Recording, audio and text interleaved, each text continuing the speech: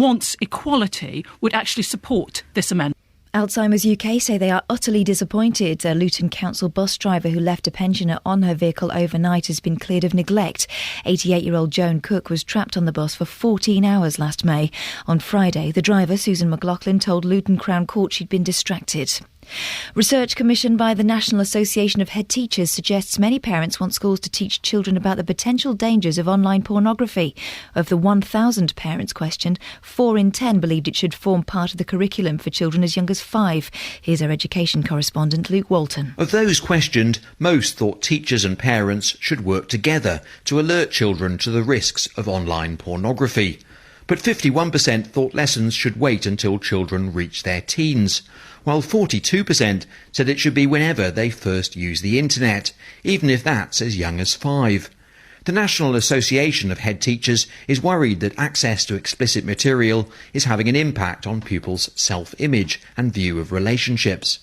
The government says its draft curriculum for primary schools in England will, for the first time, include lessons on how to stay safe online.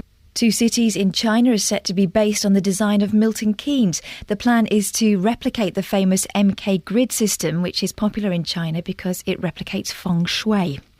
Traders across the 3 counties are asking you to love your market for the next 2 weeks as part of an initiative to boost footfall. Chris Smith runs a stall at Secklow Cape Market in Milton Keynes and hopes it will make a difference. It is tough. It is very tough.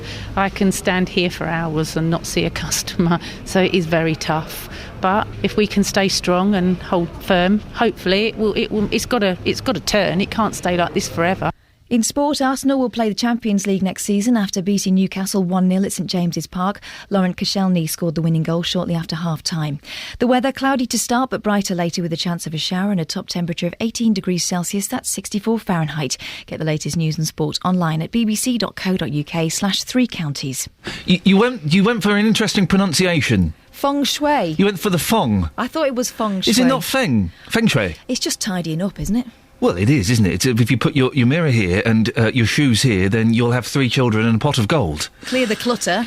Success. Yes, well, what I like to call a load of old guff. It's not racist. It's not racist to say... It's not racist to call feng shui guff. Morning, this is Iain Lee, BBC 3 Counties Radio. I had, I watched 3 films in one day on Saturday. Yeah, that's right. The kids weren't in the house. 3 films. What a trilogy of movies. Buried, starring, what's the gentleman's name? He's got the eyes. He's got the eyes, the hair. What's his name? He's my gay choice. Ryan Reynolds, that's it, Ryan Reynolds. He's so dreamy. Oh, man. I watched that, then I watched Mean Creek, and then I watched Time Cop starring Jean-Claude Van Damme. Let's just say I feel artistically stimulated this weekend. Oh, Ryan Reynolds, though, seriously, he's so dreamy. Totally my gay choice. Anyway... no, not in the Green Lantern. That was a terrible film. I'll give you that. Yes, that was a stinker. Lots coming up on the show this morning. As always, would like your opinions on them. I'll give out the contact details in a bit. As you heard in the news, the family of an 88-year-old woman with dementia are very disappointed about what happened. Well, I'll be speaking to that family after the Luton Council bus driver who left her on board for 14 hours was cleared of neglect. And it's going to be a difficult day for the Tory party when a bill to allow marriage between couples of the same sex returns to the Commons. It received overwhelming backing from MPs last time it was debated, though it was opposed by nearly half of all Tory MPs and some Labour MPs. Well, the question is, do you support gay marriage? And a think tank says ageism is so rife, it's stopping older people living the lives they want to, and that includes public displays of affection, snogging to you and me. Well, is there anything wrong with old people kissing in the street? Yes. Facebook.com/BBC3CR. You can send me a text, 81333, start your text 3CR. Or, the best way to do it, and look, the phone lines are completely free. Who's going to be the first caller of the morning? 08459 455 555. Across beds, hearts and bucks. This is BBC 3 Counties Radio. The local branch of Alzheimer's UK say they are utterly disappointed after a Luton Council bus driver was cleared of neglect for leaving an elderly woman with dementia on a bus all night. The bus driver, Susan McLaughlin, admitted being distracted at Luton Crown Court last Friday when she left 88-year-old Joan Cook on the bus for 14 hours in May last year. Well, Paul Dunnery is the Bedfordshire and Hertfordshire area manager for Alzheimer's UK. Morning, Paul. Good morning. Paul, were you surprised to hear the result of the trial? I think it was really quite sad and quite shocking, really, to hear it. I think it's really sad that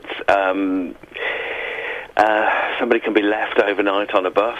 And I think one of the things that disappointed me was that the policy for the council was that they should have an escort. And I think it really proves that it's really vital at times like this when we're transporting vulnerable people around, that there aren't an escort to be with the people themselves and just to make sure things like this don't happen. And now, Paul, is it supposed to be an escort per person or an escort per bus? I think an escort per bus is really what's needed. It's just to maintain the safety of the people on board, make sure everybody's okay, and also to make sure that things like this, regrettably, don't happen.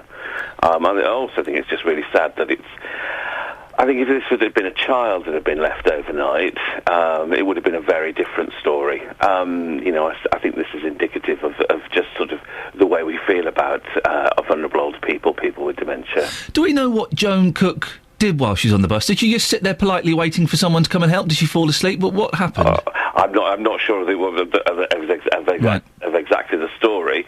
I think she was sort of found where she was, but it must have been very distressing. Anybody being left for 14 hours with no access to toilet facilities, food or drink. You can't be anything but must have been really distressed. Now, clearly in this situation, there's been a dramatic breakdown in the provision of care. How are you, as an organisation, taking steps to make sure people in the community are adequately looked after? Well, this is big. Actually, this week is beginning of Dementia Awareness Week, so we'll be campaigning long and hard this week to make sure that people with dementia and their carers get adequate care and support. That's to make sure that people get the right help and the right support through for people with dementia all the time. And it is things like pointing out that it is vital that on such simple things as having an escort on buses like this, it's so important. Why is there not an escort system in place? I'm assuming it's because of money. I think the policy said was that there should be an escort, but if there isn't one, the driver can double up, and that just goes to show that it doesn't work. When I read this story, I was left scratching my head as to how a driver could miss an 88-year-old woman on a bus. It just doesn't seem. I can't understand how anybody could forget somebody. It doesn't make any. It doesn't. It does seem quite sad, really, that so you could just forget somebody. Should Susan McLaughlin, the bus driver, have lost her job? I think those things are always difficult to say. I wouldn't want to comment on anybody's particular, particular circumstances. It's just I think there are things that should be put in place to make sure in future that those things don't happen, and that's more important, I think. Paul Dunnery, Bedfordshire and Hertfordshire area manager for Alzheimer's UK. Thank you very much indeed. Well, we'll be speaking to the family of Joan Cook, the 80... Get this, just in case you miss it. An 88-year-old woman with dementia left on a bus for 14 hours, and the bus driver, Susan McLaughlin, was cleared of neglect on Friday. 08459 455 555 is the telephone number. You can go to Facebook as well, facebook.com/BBC 3CR.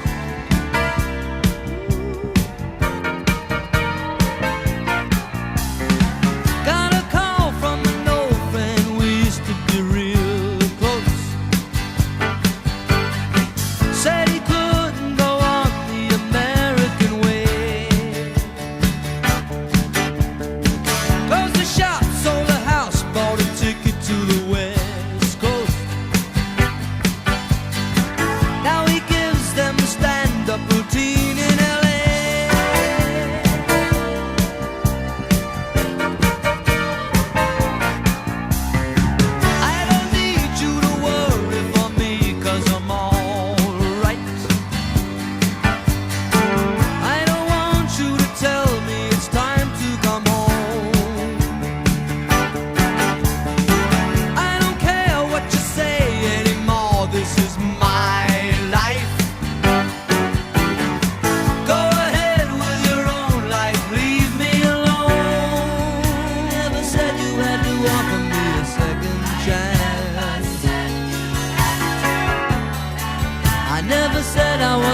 victim of circumstance. I still belong. Don't get me wrong. You can speak your mind, but not on my time. They will tell you you can't sleep alone in a strange place. Then they'll tell you you can't sleep with somebody else. Ah, but sooner or later you sleep in your own space. Either way, it's okay, you wake up with yourself.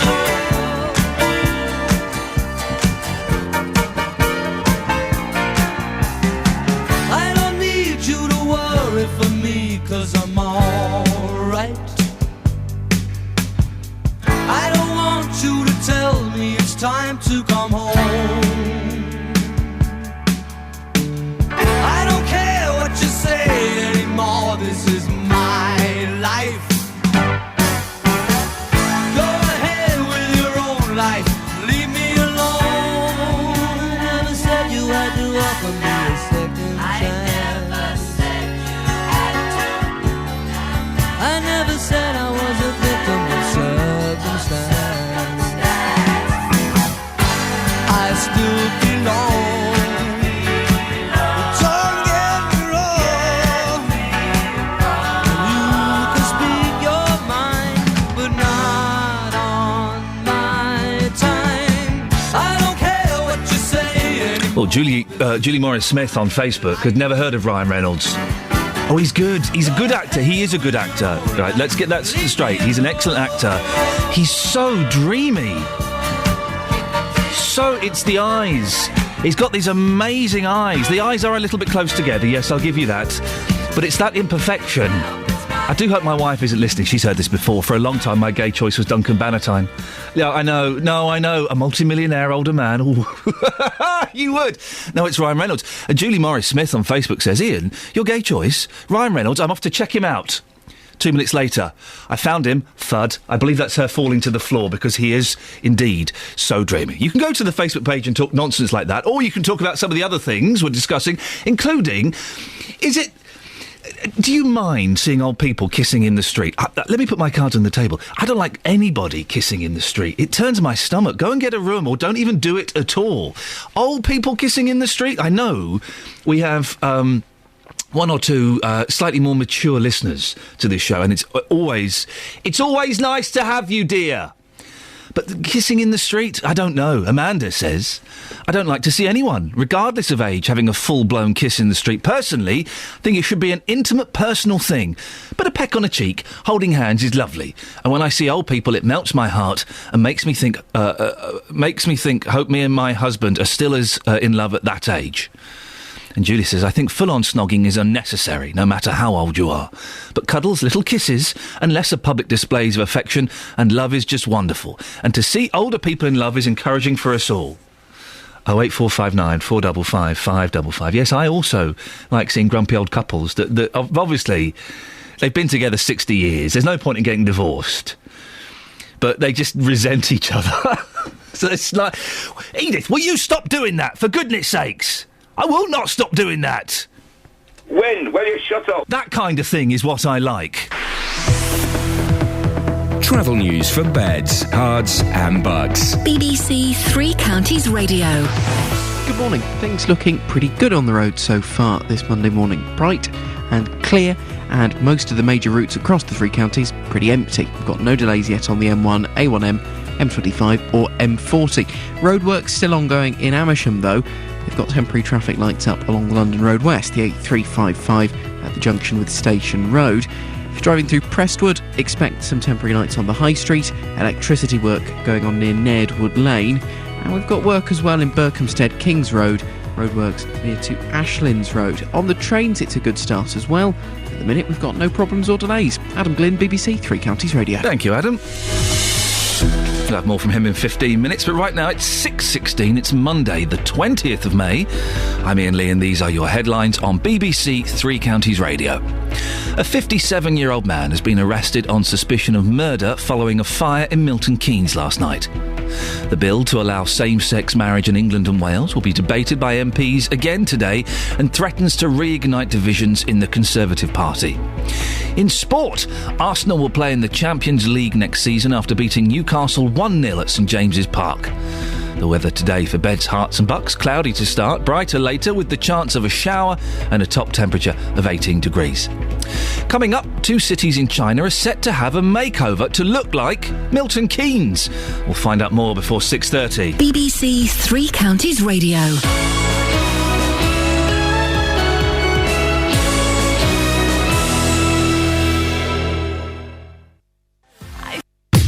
There's live rugby union commentary in Three Counties Sport on Thursday night. And now Bedford driving. Now the crowd at last is waking up here. Bedford play the first leg of their Championship playoff final against Newcastle. Ransom seen clear blue gap there.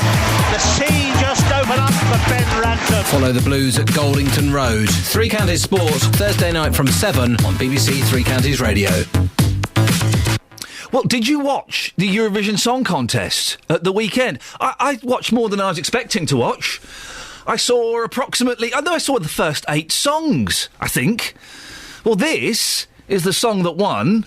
Eye for an eye, why tear each other apart? Please tell me why. Why do we make it so hard? Look at us. Sweet Lord, really?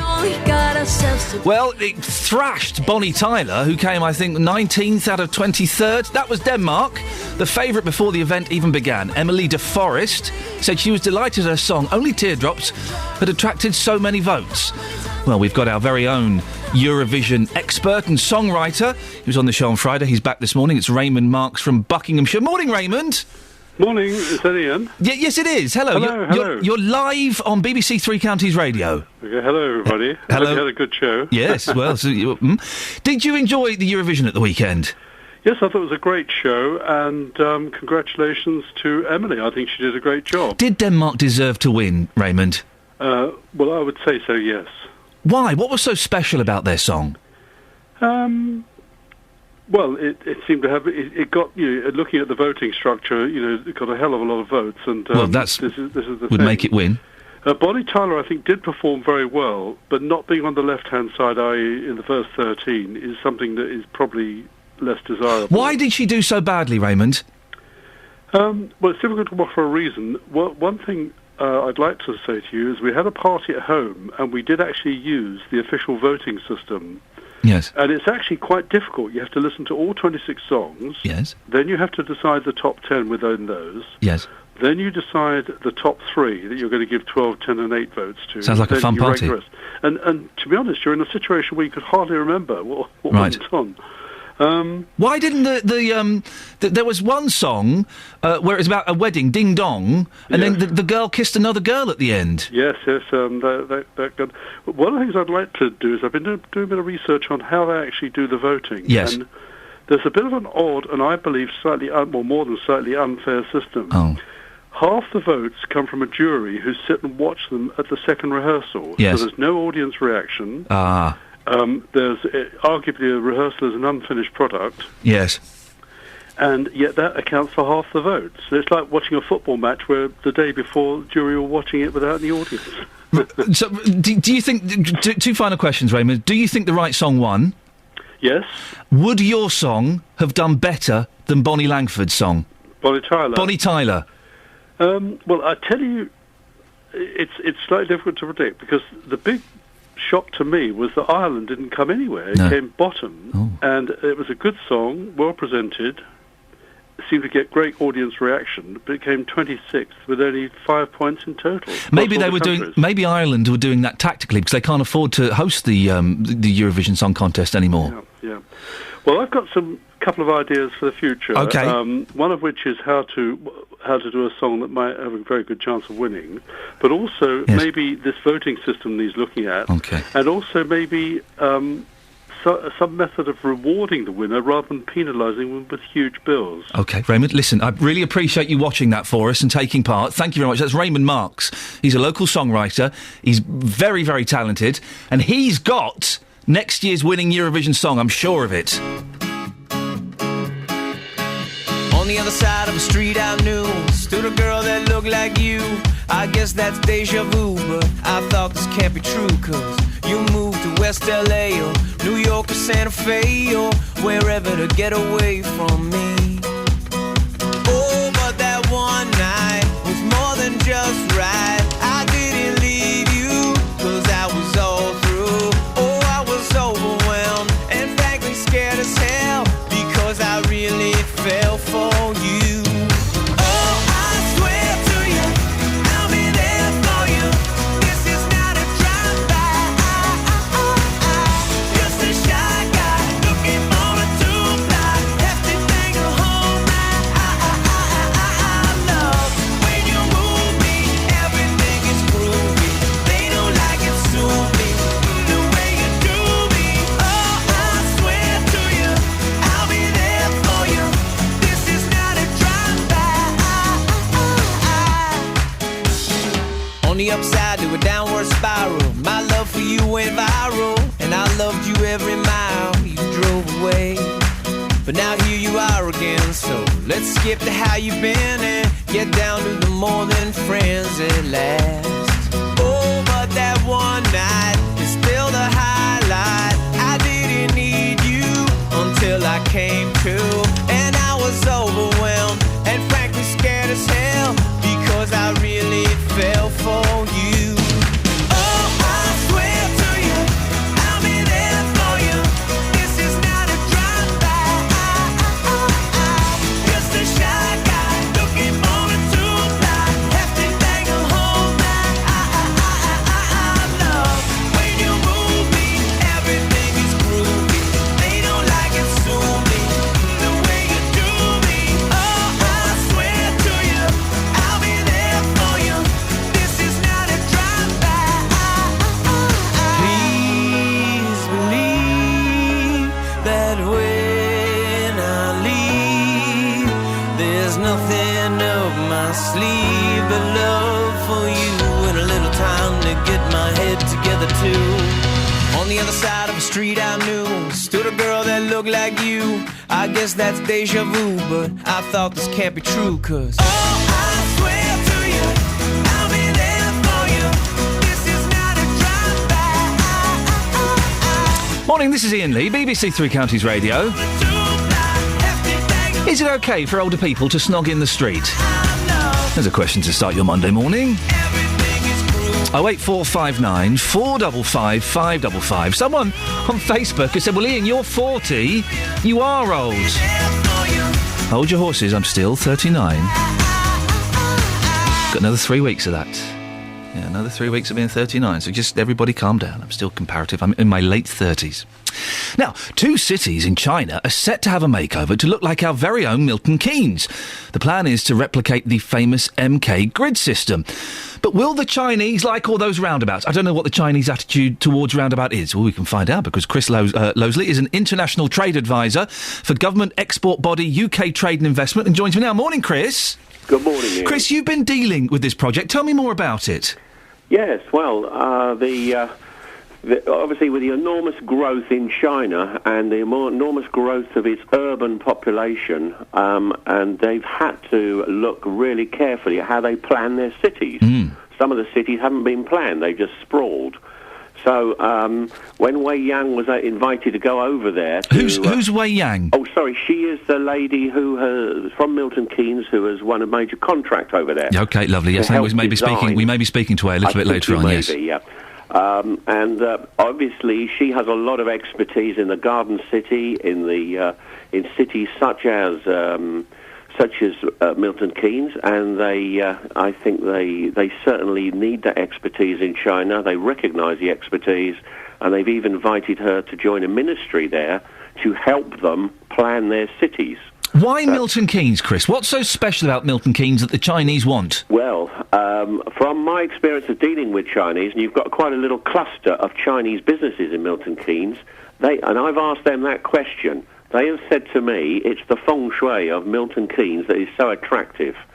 They like the energy there. They like the grid form, which they can all understand, and they like I don't know about the roundabout so much, but it's the way it's laid out, the grid form. the energy. And I was amazed to find out that of all the cities in the UK, the Chinese, after they visited, they do like the environment of Milton Keynes and the friendliness of the people. So, Chris, have we had, the top brass from China come over to Milton Keynes to have a little look at it? You've had a number of delegations come. I don't know how senior they have actually been, but I know you've got a very active investment development body there. So I know that the Chinese have been over. But, of course, a lot of Chinese are running smaller businesses, looking at Milton Keynes as a base for not only for UK, but also for Europe. So this could, as well as copying or modelling their cities on Milton Keynes, this could actually be quite a good business link. It could be, absolutely. And we are very keen in UK trade and investment to help companies look at China, to use this knowledge of Milton Keynes and to build on that and build more business there. There's a heck of a lot of new business in China. As the population grows, there's more wealth there. And I'm dealing with a number of Milton Keynes companies across all range of sectors that are actually starting to do very well in China and other growth markets. Give me a few examples, Chris. What kind of businesses from Milton Keynes are doing well over there? Mainly in the things like automotive design, development software, logistics. I'm trying to think of a whole but you name it. There isn't actually a limit. Yeah. What I would say is, if they're very competitive and unique in what they're doing, then they have a fantastic chance to develop that business in China. Chris, and we're here to help them. Chris, thank you very much indeed. International Trade Advisor for government export body UK Trade and Investment. Well, there you go, you see. China, I said stealing the idea of Milton Keynes. That's a little bit harsh. They are using it as a blueprint for their own cities. I went to Beijing years ago, and it was just as... At that point, I think it's changed a lot. This was... Oh, my gosh, this was 15 years ago I went. It was a sprawling mess at the time. And Tiananmen Square was closed when I went. Imagine that. You go all the way to Beijing, and Tiananmen Square was boarded up. 08459 455 555. Here's Adam with the travel. Travel news for beds, cards and bugs. BBC Three Counties Radio. Thank you, Ian. Things looking OK so far. M40's looking fine. I've got the cameras up in front of me. Past High Wycombe, it's looking clear. No delays as you go from Beaconsfield down toward the M25. And it's all looking good if you're going northbound as well, up toward Oxford or beyond. We've got works in Bedford along the A6, roadworks still at the junction with London Road. Ware Road in Sacombe, quite near to Watton Stone, the A602. There are some temporary traffic lights up for telecoms work near Sacombe Pound. Could cause a few delays. The A603 in Willington, water main work and temporary traffic lights near Willington Road. Those ones have caused some delays, certainly through the mornings last week. And in Aylesbury, Mandeville Road, there are temporary lights for works near North Drive. Trains across the three counties and tubes in London all looking good so far today. Adam Glynn, BBC Three Counties Radio. Thanks, Adam. 6:30, here's the news and sport with Catherine Boyle. Across beds, hearts and bugs. This is BBC Three Counties Radio.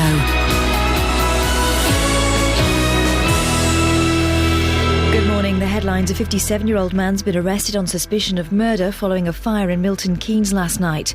The bill to allow same-sex marriage in England and Wales will be debated by MPs today and threatens to reignite divisions in the Conservative Party. And Alzheimer's UK say they are utterly disappointed a Luton Council bus driver who left a pensioner on her vehicle overnight has been cleared of neglect. Three Counties Sports. BBC Three Counties Radio. Arsenal will play in the Champions League next season after beating Newcastle 1-0 at St James's Park. Lauren Koscielny scored the winning goal shortly after half-time. Arsene Wenger said his players deserve credit for their achievement this season. I'm very proud that this group of players has been rewarded because they are special. I said that many times, and the determination, the attitude, the focus they've shown has been exceptional, even when we were 7 points behind. And so let's prepare well next season. Gareth Bale scored another terrific goal as Tottenham beat Sunderland 1-0 to finish in fifth place. So without the carrot of Champions League football next season, how hard will it be for Spurs to keep Bale? Well, manager Andre Villas-Boas says the situation's out of his hands, so he can't make any guarantees. I told you this 100 times. I don't need to say it once again. But football is ever surprising. But that's the information that I have from the top. Elsewhere, it was a day of goodbyes. Sir Alex Ferguson was denied victory in his last game in charge of Manchester United. It ended in a 5-5 draw with West Brom. Everton lost 2-1 to Chelsea, whose manager Rafa Benitez is also leaving. Liverpool beat QPR 1-0 with Jamie Carragher playing his last game before retirement. Southampton drew 1-1 with Stoke. Fulham beat Swansea 3-0. West Ham beat Reading 4-2 and Wigan drew 2-2 with Aston Villa. And Yeovil are celebrating after being promoted to the Championship. They beat Brentford 2-1 in the League One playoff final at Wembley. Watford arrived back from Marbella today and now have a week to prepare for their Championship playoff final against Crystal Palace at Wembley. The squad have been in Spain for 4 days enjoying warm weather training. And that's the latest news and sport. More from me at 7 o'clock. Across beds, hearts and bucks. This is Iain Lee. BBC Three Counties Radio. Coming up in the next 30 minutes, you can have your say about loads of things. Some of the things we're talking about. Is it ever acceptable for old people to snog in the street? Do you find it disgusting, the thought of elderly people getting it on? I've heard rumours that some of them even have sex. This is the story that's going around. I know. To be honest, before you consider me ageist, I don't like anyone snogging in the street. I think it's horrible. Holding hands is nice. I like a bit of holding hands, although you should split up if people are coming towards you. You're two people, get into single file if and when needed. But old people kissing in the street, does it turn your stomach? Can we find the oldest couple that still snog in the street, please? 08459 455 555. And it gets debated again today in Parliament. Gay marriage. Is there anything wrong with it? Do you support gay marriage or are you completely against it? I've had an email from one gentleman who's I'm guessing is not very keen. George says, Iain, why are the loons at the BBC trying to bury the story about Mandelson's revelations about Labour having lost their core working class vote? I'm fed up with seeing homosexuality thrust down our throats 24/7. Although less than 2% are born with this defect, from the PC load of codswallop radio and TV programmes, you would think this was 90%. Gay marriage is a step too far. And then a rather topical outline.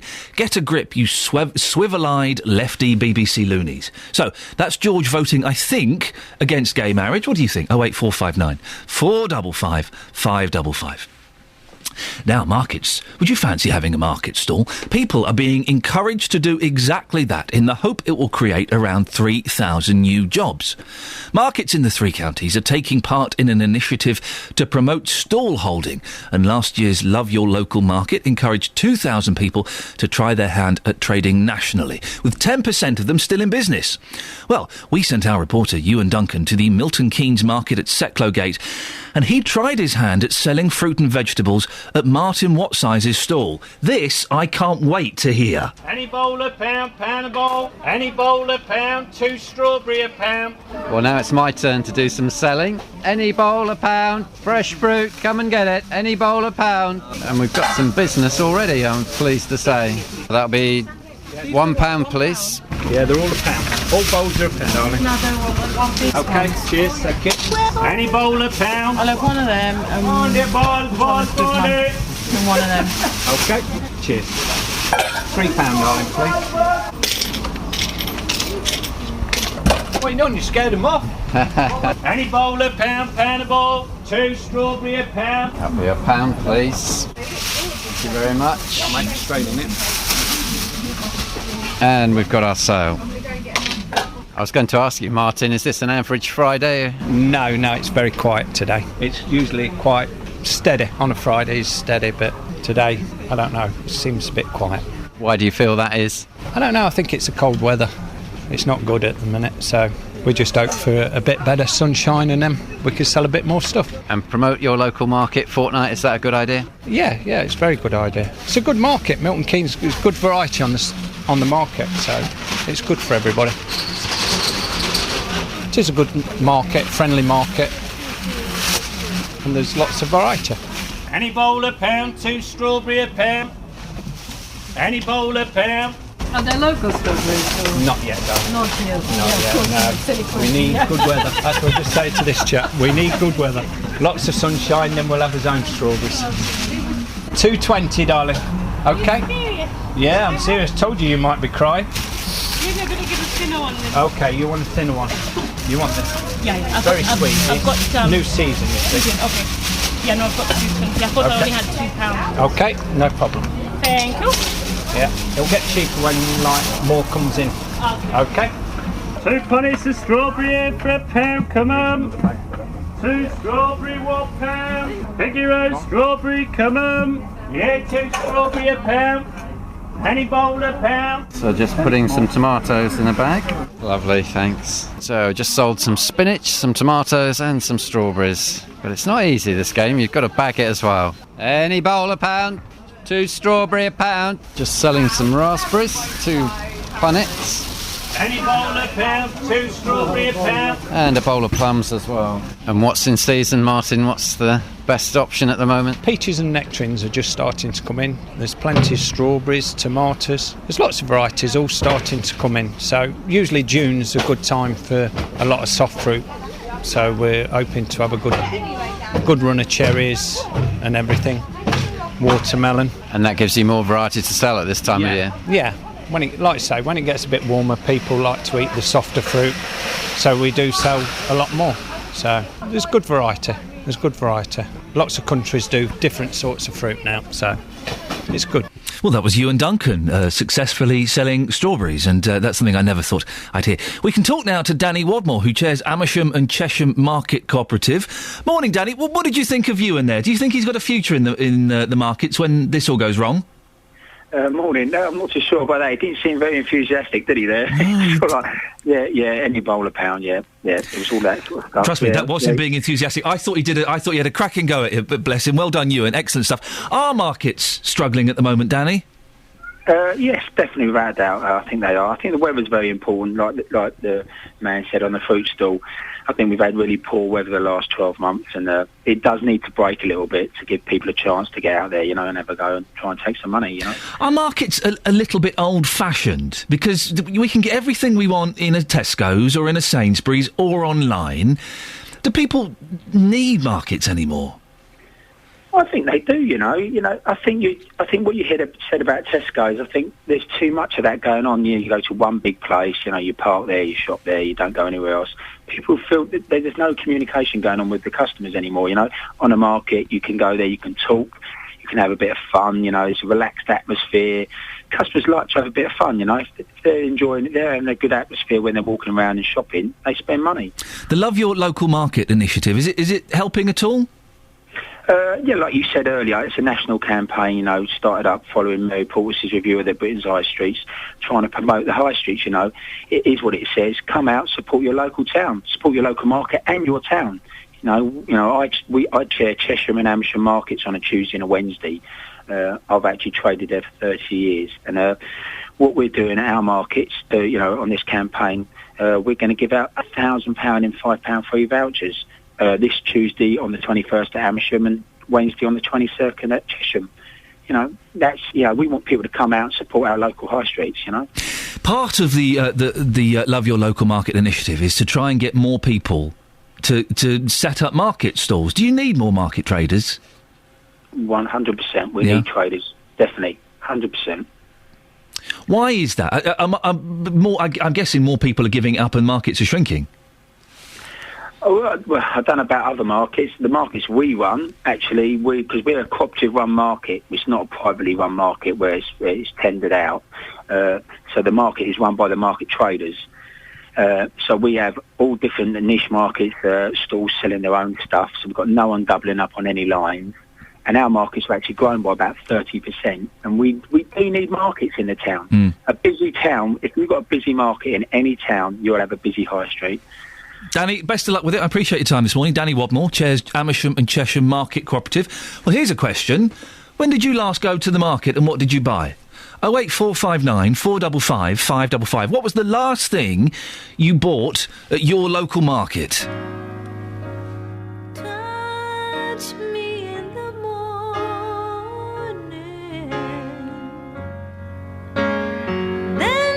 just walk away. We don't have tomorrow,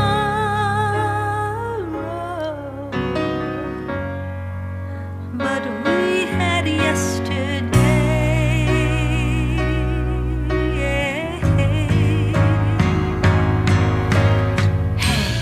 Wasn't it me who said that nothing good's gonna last forever? And wasn't it me who said let's just be glad for the time together? It must have been hard to tell me that you've given all you had to give. I can understand your feeling that way. Everybody's got their life to live. Well, I can say goodbye in the cold morning light, but I can't watch love die in the warm of the night. If I've got to be strong, don't you know I need to have tonight? When you go till you go, I need to lie here and think about the last time that you touched me in the morning. Then just close the door. Leave me as you found me, empty like before.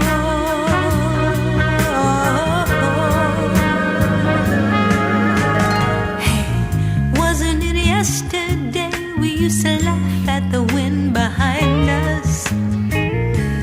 Didn't we run away and hope the time wouldn't try to find us? Didn't we run? Didn't we take each other to a place where no one's ever been?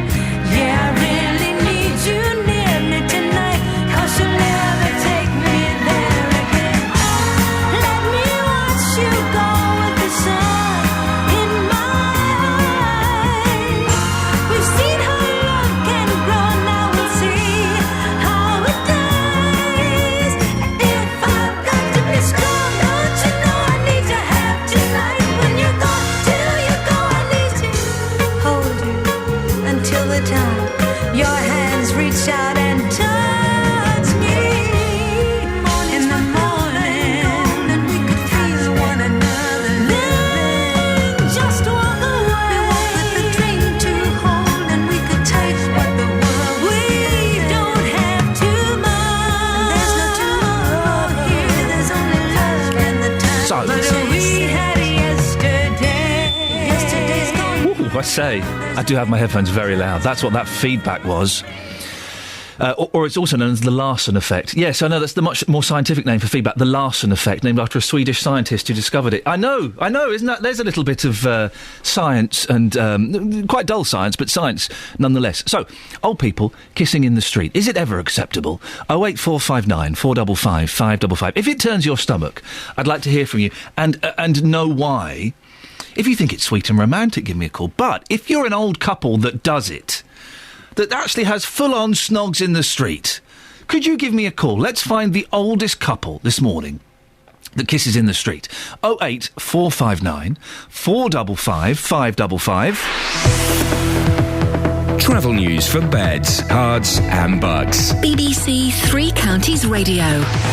Starting to slow up on the M1 southbound. We've got delays that start around junction 12 at Flitwick and go down to 11 at Dunstable for the A505. It's taking about 15 minutes on average to get through the traffic there. M25 is definitely slowing up as you come into the roadworks section from Essex. Junction 26 at Waltham Abbey through to 25 at Enfield is busy. Then other side of the roadworks, M1 through to Chorleywood, junction 21 to 18, and Maple Cross to the M40, junction 17 to 16. But I'm looking at the M40 and it's still running fine. We've got no delays on the A41 so far this morning. Through Aylesbury, it's all looking good. And on the A1M past Stevenage, again, it's looking clear for the moment. Trains and tubes, it's still a good start to the day. We've got no major issues on the departure boards. Adam Glynn, BBC Three Counties Radio. Thank you very much, Adam. Well, it's 6:46. It's Monday, the 20th of May. I'm Iain Lee, and these are your headlines on BBC Three Counties Radio. A 57-year-old man has been arrested on suspicion of murder following a fire in Milton Keynes last night. The bill to allow same-sex marriage in England and Wales will be debated by MPs again today and threatens to reignite divisions in the Conservative Party. In sport, Arsenal clinched the last top four Champions League spot yesterday with a 1-0 win over Newcastle at St James's Park. Coming up before 7 o'clock, a think tank says ageism is so rife it's stopping older people living the lives they want, and that includes public displays of affection or snogging. Well, is there anything wrong with old people kissing in the street? 08459 455 555. But before that, here's Kate Kinsella with the weather. Beds, Hearts and Bucks weather. BBC Three Counties Radio. Good morning. Well, it's a rather misty and murky start to the new working week. There's plenty of cloud around today and also a little bit of rain to move through as well. Now, it's as we get towards the rush hour this evening that we'll notice the heavier of the showers. But before that, temperature. We're looking at a maximum today of around 18, 19, even 20 Celsius in some parts. So a warm and humid day. Now, for these showers I was talking about, particularly towards the west of the region, so out towards the western fringes of Buckinghamshire and Bedfordshire, we're likely to see these heavier showers, particularly affecting larger roads, motorways. It could cause a visibility problem for the first part of this evening. Eventually, though, it will move out of the way and it will turn to lighter, more drizzly rain. But it's a rather overcast night, hanging on to the milder temperatures, 9 or 10 Celsius at the minimum. And tomorrow we're waking up to a similar day, a rather misty, murky start. Some light rain and some drizzle, but also that temperature staying humid tomorrow with a maximum of 17 Celsius. And that's your forecast. Hot water with honey and lemon. It's sinusitis. Oh no, is it? Yes, so it feels like all my teeth are about to fall out. Go to the doctor. Go to the doctor. No, you need antibiotics if it's sinusitis. Otherwise you're going to be in agony, Kate. Trust me, I've been there. Well, I hope I've still got it in 3 weeks' time when I can get to the doctors. Oh, my goodness, Kate Kinsella. Well, listen, we wish you the very best. Any tips for sinusitis, then do get in touch.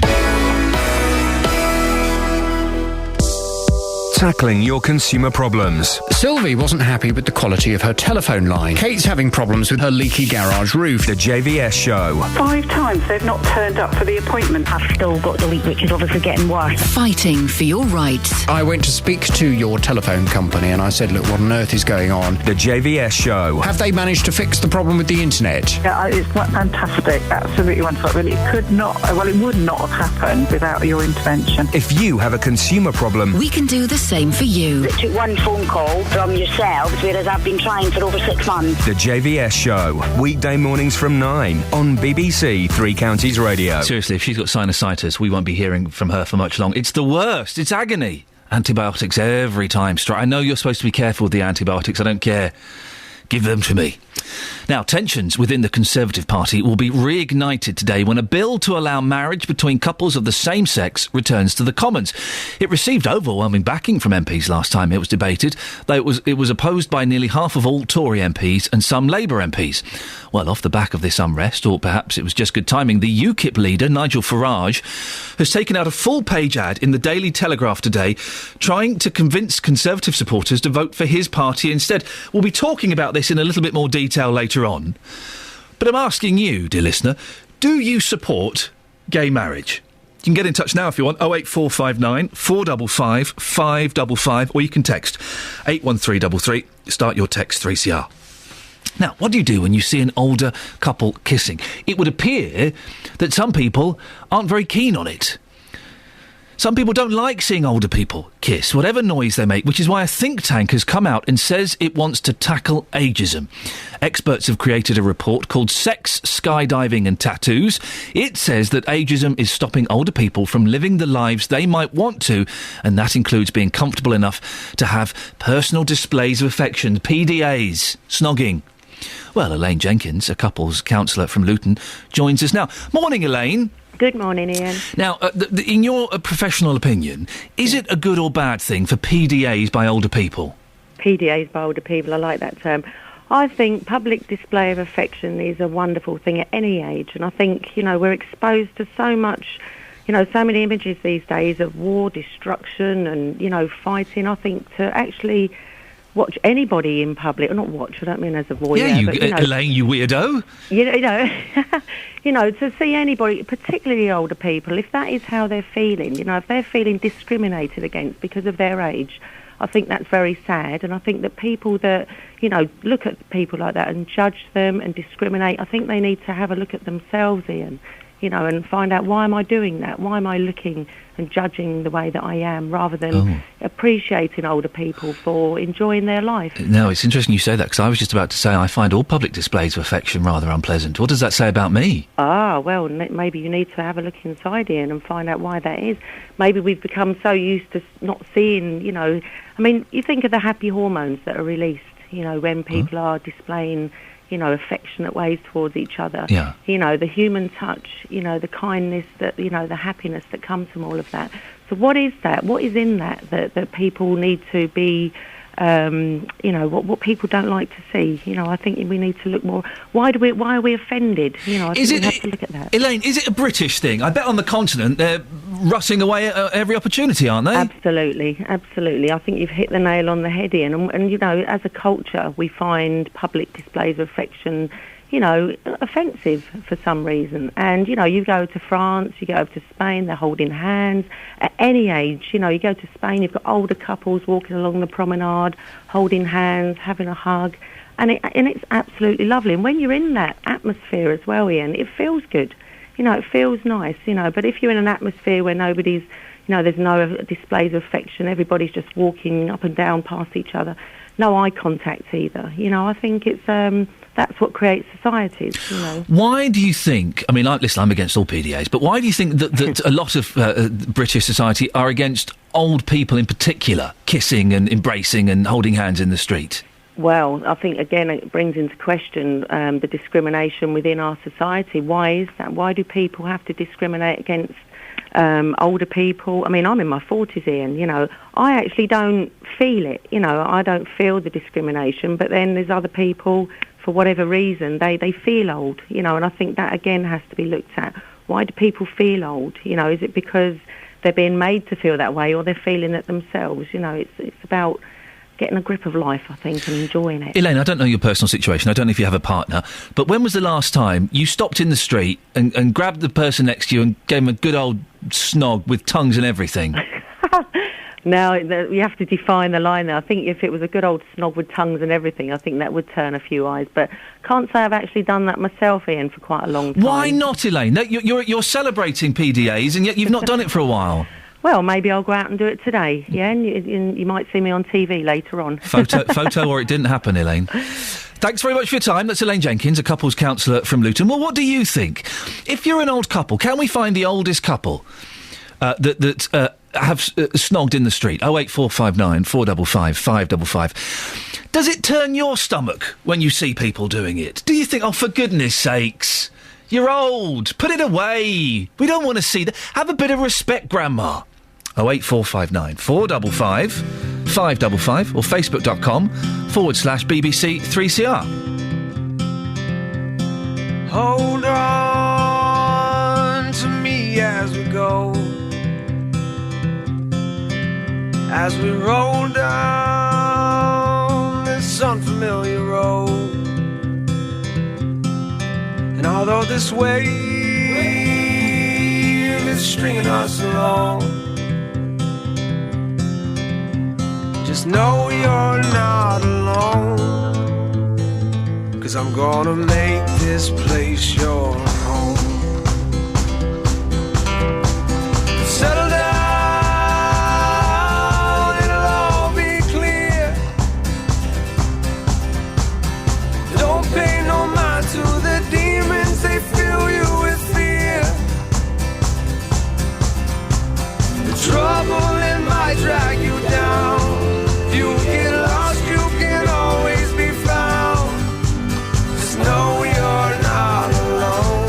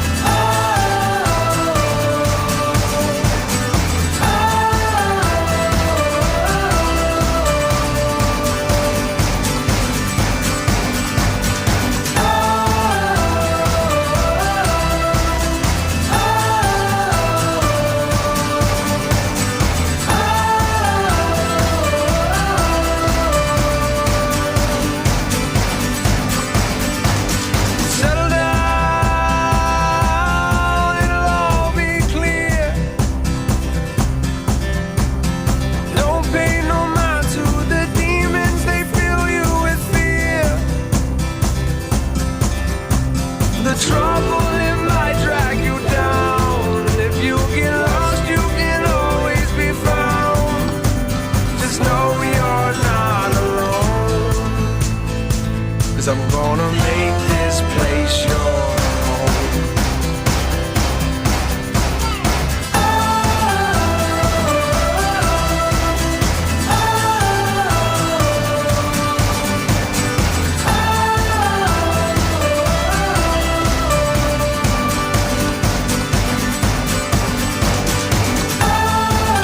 I quite like that.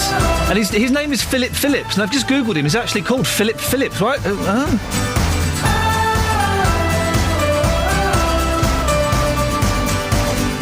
Turns out he won American Idol. I've gone off him slightly for that. I shouldn't. I thought that was all right. Morning, this is Iain Lee, BBC Three Counties Radio. Lots of things on the go at the moment. When did you last use your market? Do you use the market anymore? If I find a good fruit and veg stall, I'll get my fruit and veg from there, because it's so much better than the fruit and veg you get from the supermarkets. Where I used to live, we had a great little stall that sold wonderful fruit and veg. Not found one yet. 08459 455 555. Old people showing PDAs, public displays of affection. Are you for or against? 81333, start your text 3CR. And gay marriage is being debated again. Do you support it? What's wrong with people being in love? 08459 455 555. Travel news for beds, cards and bugs. BBC Three Counties Radio. The M1 southbound looking slow from junction 13 at Bedford through to 11 at Dunstable now. Delays of maybe 20 minutes through there. M25 anti-clockwise still looking rather slow as you come from Essex in toward the roadworks section, Waltham Abbey to Enfield, then from the M1 to Chorleywood and from Maple Cross to the M40. Around High Wycombe, there's a lane closed on Desborough Avenue. It's because of roadworks near to Desborough Road. And in Chalfont St Peter, I'm afraid the High Street is still closed off for roadworks at the A413 junction. Taking a look at the M1 a little bit further up on the northbound side, things are moving pretty well at the minute. I've got the cameras open in front of me. A1M is looking fine as you go past the Hatfield Tunnel, and the speed sensors aren't picking up too much else. Trains and tubes, they've been running fine so far this morning, and they look like they still are. No delays on the departure boards. Adam Glynn, BBC Three Counties Radio. Thank you, Adam. Coming up in the next hour of the show, we'll be speaking to two of the daughters of an 88-year-old woman with dementia who was left on a bus for 14 hours. Talk about that and more after the news with Catherine. On FM, AM, online and digital radio. This is BBC Three Counties Radio.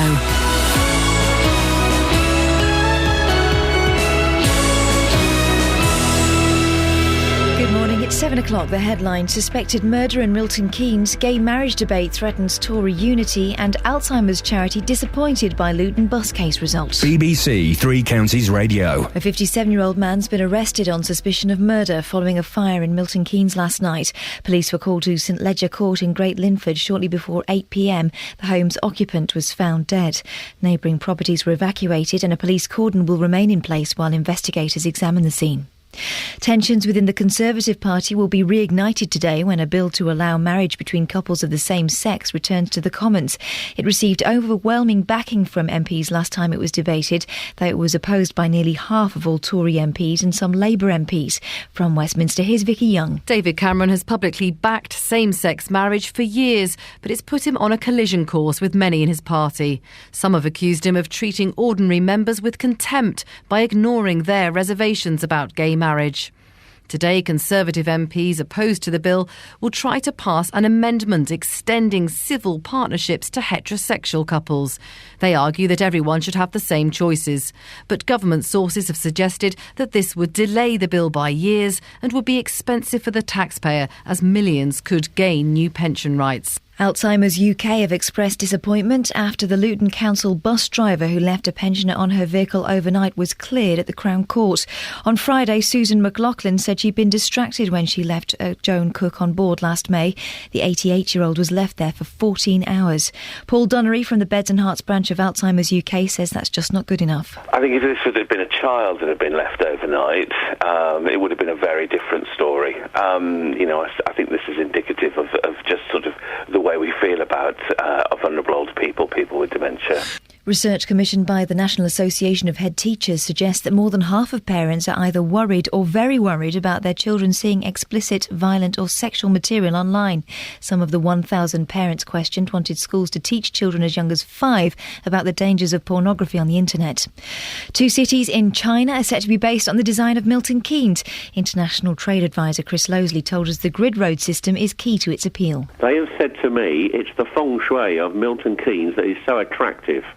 They like the energy there, they like the grid form, which they can all understand, and they like I don't know about the roundabout so much, but it's the way it's laid out, the grid form, and the friendliness of the people. Arsenal made it 17 straight seasons with a top 4 Premier League finish and with it Champions League qualification yesterday. Manager Arsene Wenger praised the way his Arsenal team handled the pressure of recent weeks as they finished off the campaign with a 1-0 win at Newcastle United. The weather cloudy to start but brighter later with a chance of a shower and a top temperature of 18 degrees Celsius. That's 64 degrees Fahrenheit. Get the latest news and sport online at bbc.co.uk/3 counties.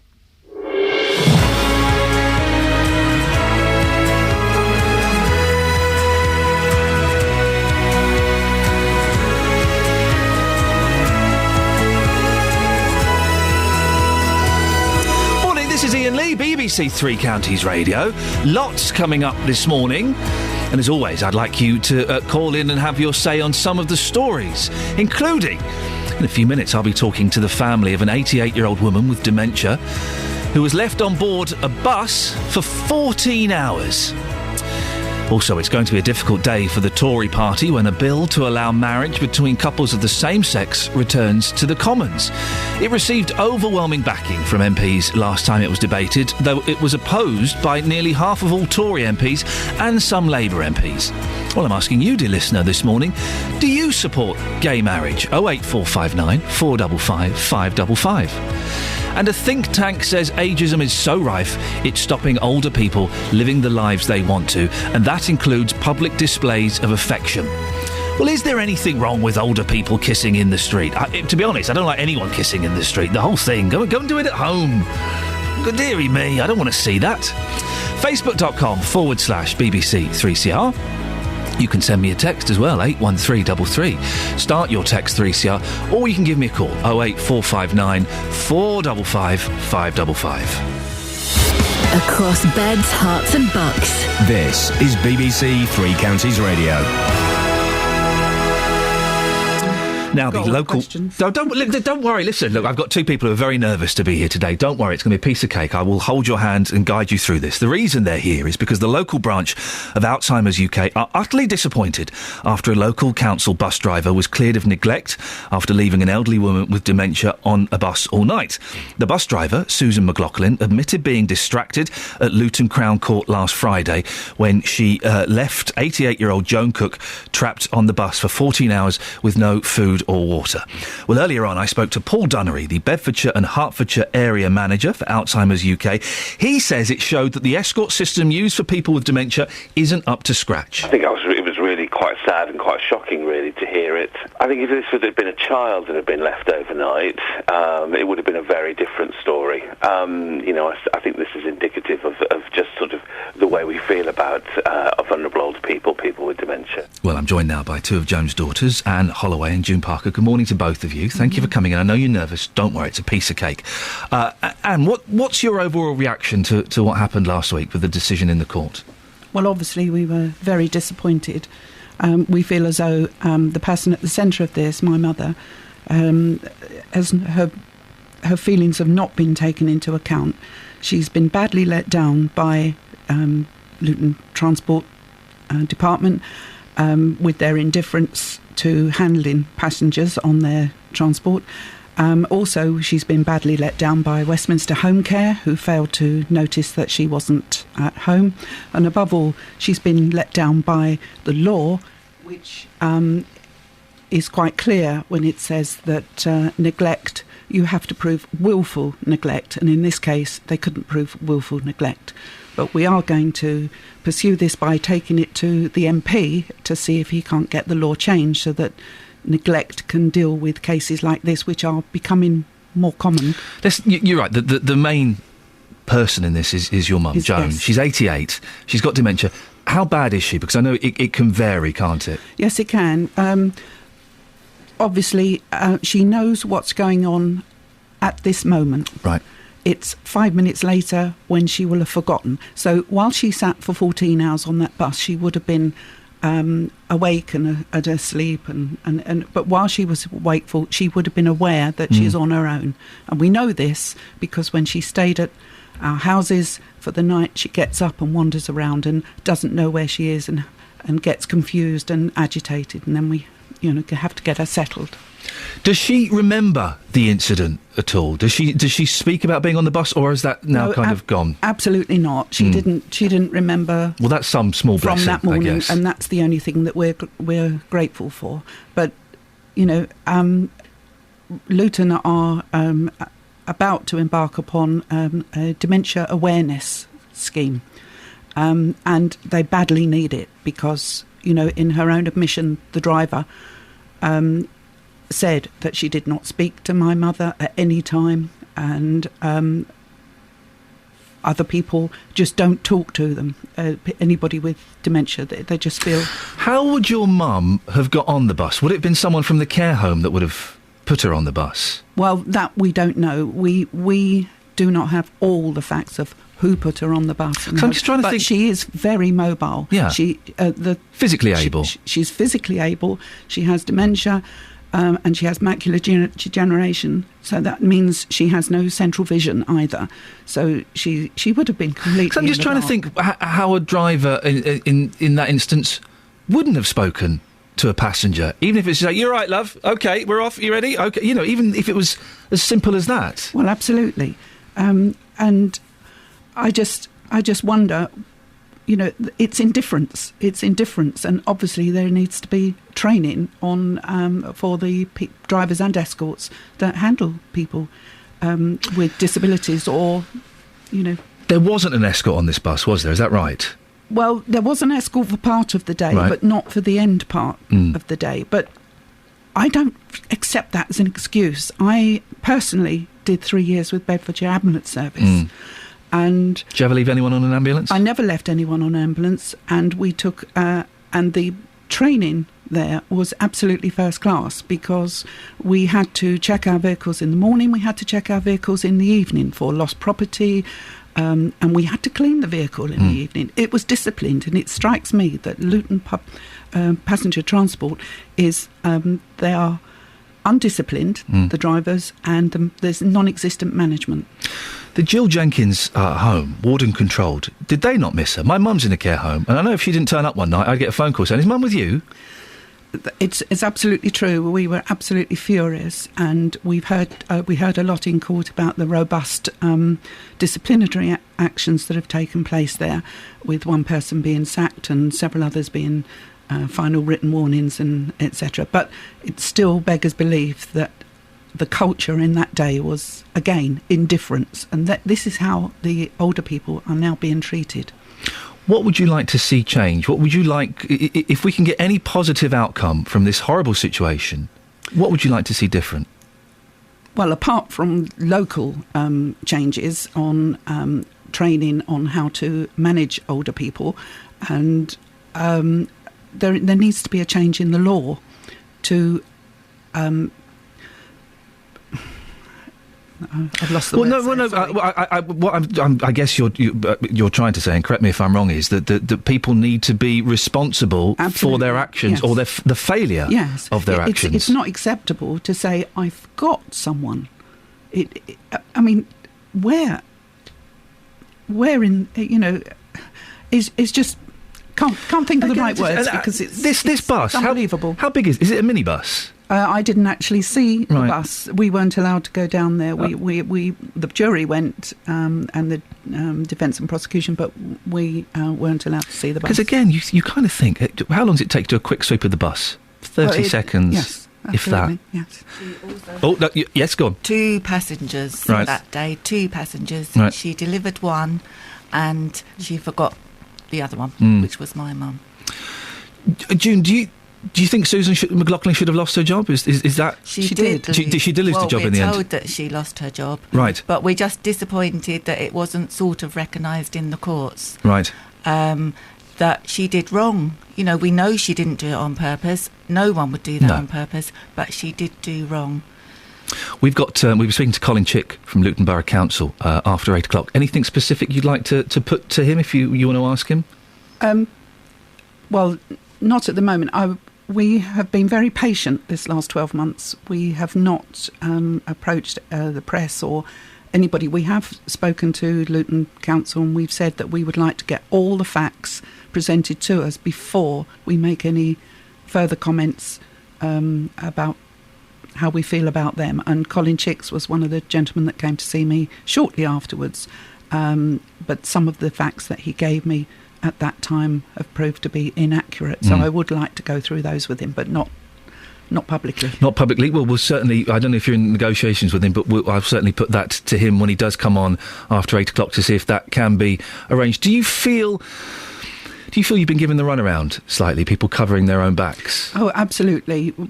Just listening to people in the court was enough to know that some of the things that we were spoon-fed were inaccurate. How's Mum now? Mum's fine, and she has been all along, and she is a tough person.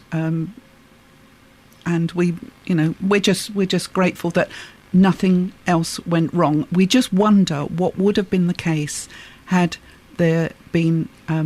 does somebody have to die before something gets done in the law?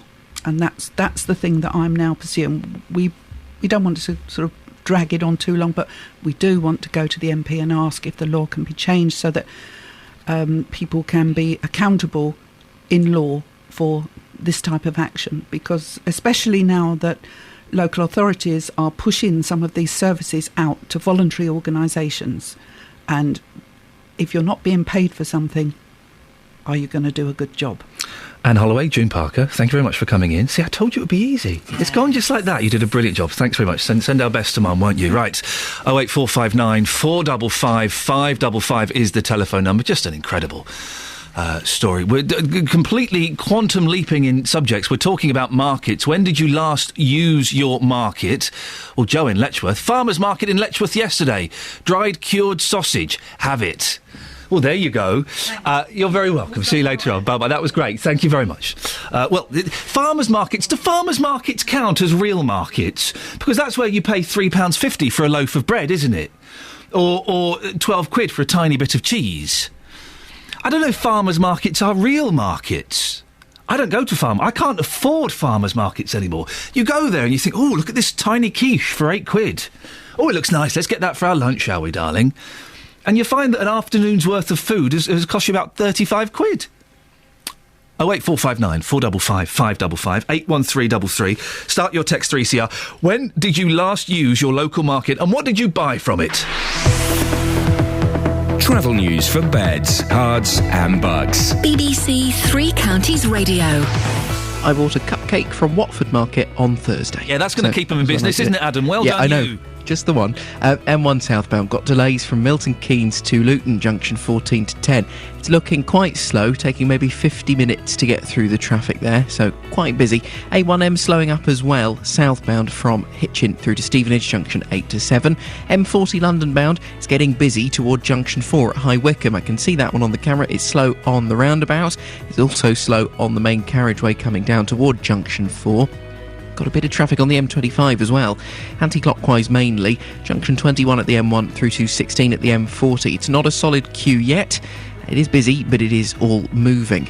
On the trains, things still looking good. I think we have no cancellations on the departure boards at the moment, and everything pretty much running to time as well. Adam Glynn, BBC Three Counties Radio. Thank you, Adam. Speak to you in 15 minutes.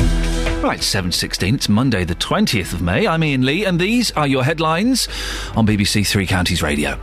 Thames Valley Police have arrested a 57-year-old man on suspicion of murder following a fire in Milton Keynes last night. Tensions within the Conservative Party will be reignited today when a bill to allow same-sex marriage returns to the Commons. In sport, Spurs missed out on Champions League football next season. Their North London rivals Arsenal grabbed that spot with a 1-0 win at Newcastle and a top 4 finish in the Premier League.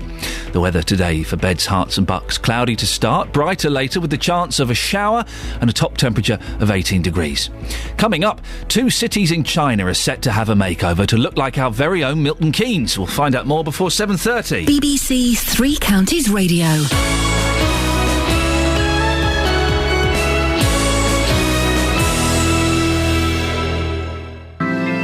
Nick Coffer on BBC Three Counties Radio. On Tuesday, gardening is at the heart of BBC Three Counties Radio.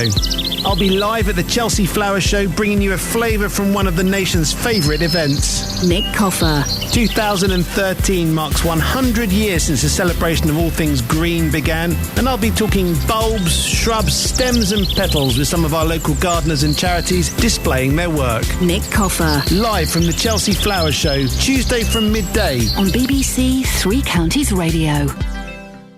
So, it's been stated by various organisations that we discriminate against old people because we don't like them having public displays of affection, PDAs, kissing, that kind of thing. I don't like old people doing it in public, not because they're old. I don't like anybody doing it. I think it's thoroughly unpleasant. Listen, if you're going to put your tongue in somebody's mouth, do it at home. You're not 15. You're not some kid that can't stop. Just don't do it in public. It's disgusting. There is no way I want to see that. Well, 08459 455 555. Be hard to disagree. Jenny in Milton Keynes, you agree with me. Snogging in public is disgusting, isn't it? No, it isn't. Yes, it is. No, it isn't. Yes, it is. No, it isn't. Tell me why not. Well, I'm a widow.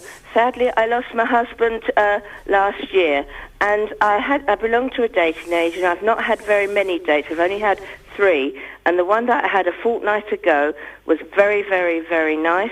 I only saw him the once, and we had a lovely coffee and a lovely morning, and he just gave me such a lovely cuddle and a kiss goodbye to the end, and I would very much like to say thank you to him, and I'd like to wish him a very, very happy birthday from yesterday. Well, hang on a minute, Jenny. Are you saying that on your first date with a stranger you met on the internet, you were kissing and cuddling in the street? No, the third one. He only gave me a good night kiss, a goodbye kiss and cuddle just before I went home. Oh, OK. Well, you waited till the third date. That's something to be respectful about. When did this date happen, Jenny? About 3 weeks ago. And have you spoken to him since? No, unfortunately, he didn't get in contact again, but I wished he had us, but there we are. That's how life is these days. Oh, Jenny, so do you think that's it for this gentleman? I think so, but I'd still like to say thank you, Roger, and wished him a very, very happy birthday from yesterday. Roger, you old rogue. Jenny, can I ask you a slightly impersonal question, please? Yes. How old are you? 67. 67. And you've been dating online? Yes, for not very long. How do you find it? Do you get lots of... I always imagine that if you date online, you just get lots of weird people getting in touch. No, I've not had any weird people. I think I had one that made me pay for my own cup of coffee. Excuse me? That's the truth. Really? Yes, he made me pay for my own cup of coffee. But the other 2 that I've had have always bought me my cup of coffee. A coffee and a croissant, I would imagine. Yes. Well, I hope you gave the tight-fisted gentleman the cold shoulder. Yes, I did. Good for you. Well, Jenny, listen, best of luck. I hope you find what you're looking for. I wish I could, but when you get to my age, life is very, very difficult. Well, I'm sure it is, and I'm sorry for your loss, but Jenny, keep plugging away at it. I'm sure you'll be fine. Shirley's in Milton Keynes. Good morning, Shirley. Good morning, Ian. You sound sensible. You must agree with me that PDAs, public displays of affection, are awful and they should be stopped immediately. Definitely not. Oh, for goodness sakes, what's going on? Definitely not. Shirley. My boyfriend is 78 next month. Ooh. I should be 69 this year. Oh, a sugar daddy. We've been together for just about 5 years now. We don't live together. We've got our own houses. But whenever we meet up, whether it be in the street, whether it be in the supermarket, wherever it is, he always gives me a kiss. In the supermarket? Yes. So you'll be in Iceland or Tesco's? In Tesco's, yes. And he says, Cheryl, come here, girl. Yes, we'll meet up. I'll go and do my shopping and he'll come down and do his and we'll meet up in the supermarket. And he'll always give me a kiss. Disgusting. No, it isn't. Yes, it is. No, it isn't disgusting, Ian. It's horrible. Do you know what? I feel really sorry for you. Beg your pardon? I feel really sorry for you. Why is that? Because you don't like public displays of affection. What's wrong with it? It's private. It's dirty. No, It is not dirty at all. Dirty, Shirley. No, it Dirty. is not dirty at all. You are a dirty woman, Shirley. Definitely not. Hey, how dare you? How did he wangle you two living in separate houses? That's the perfect setup.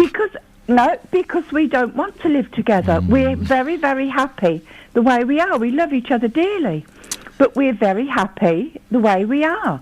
We've got our own houses, we value our own space, and we value our independence.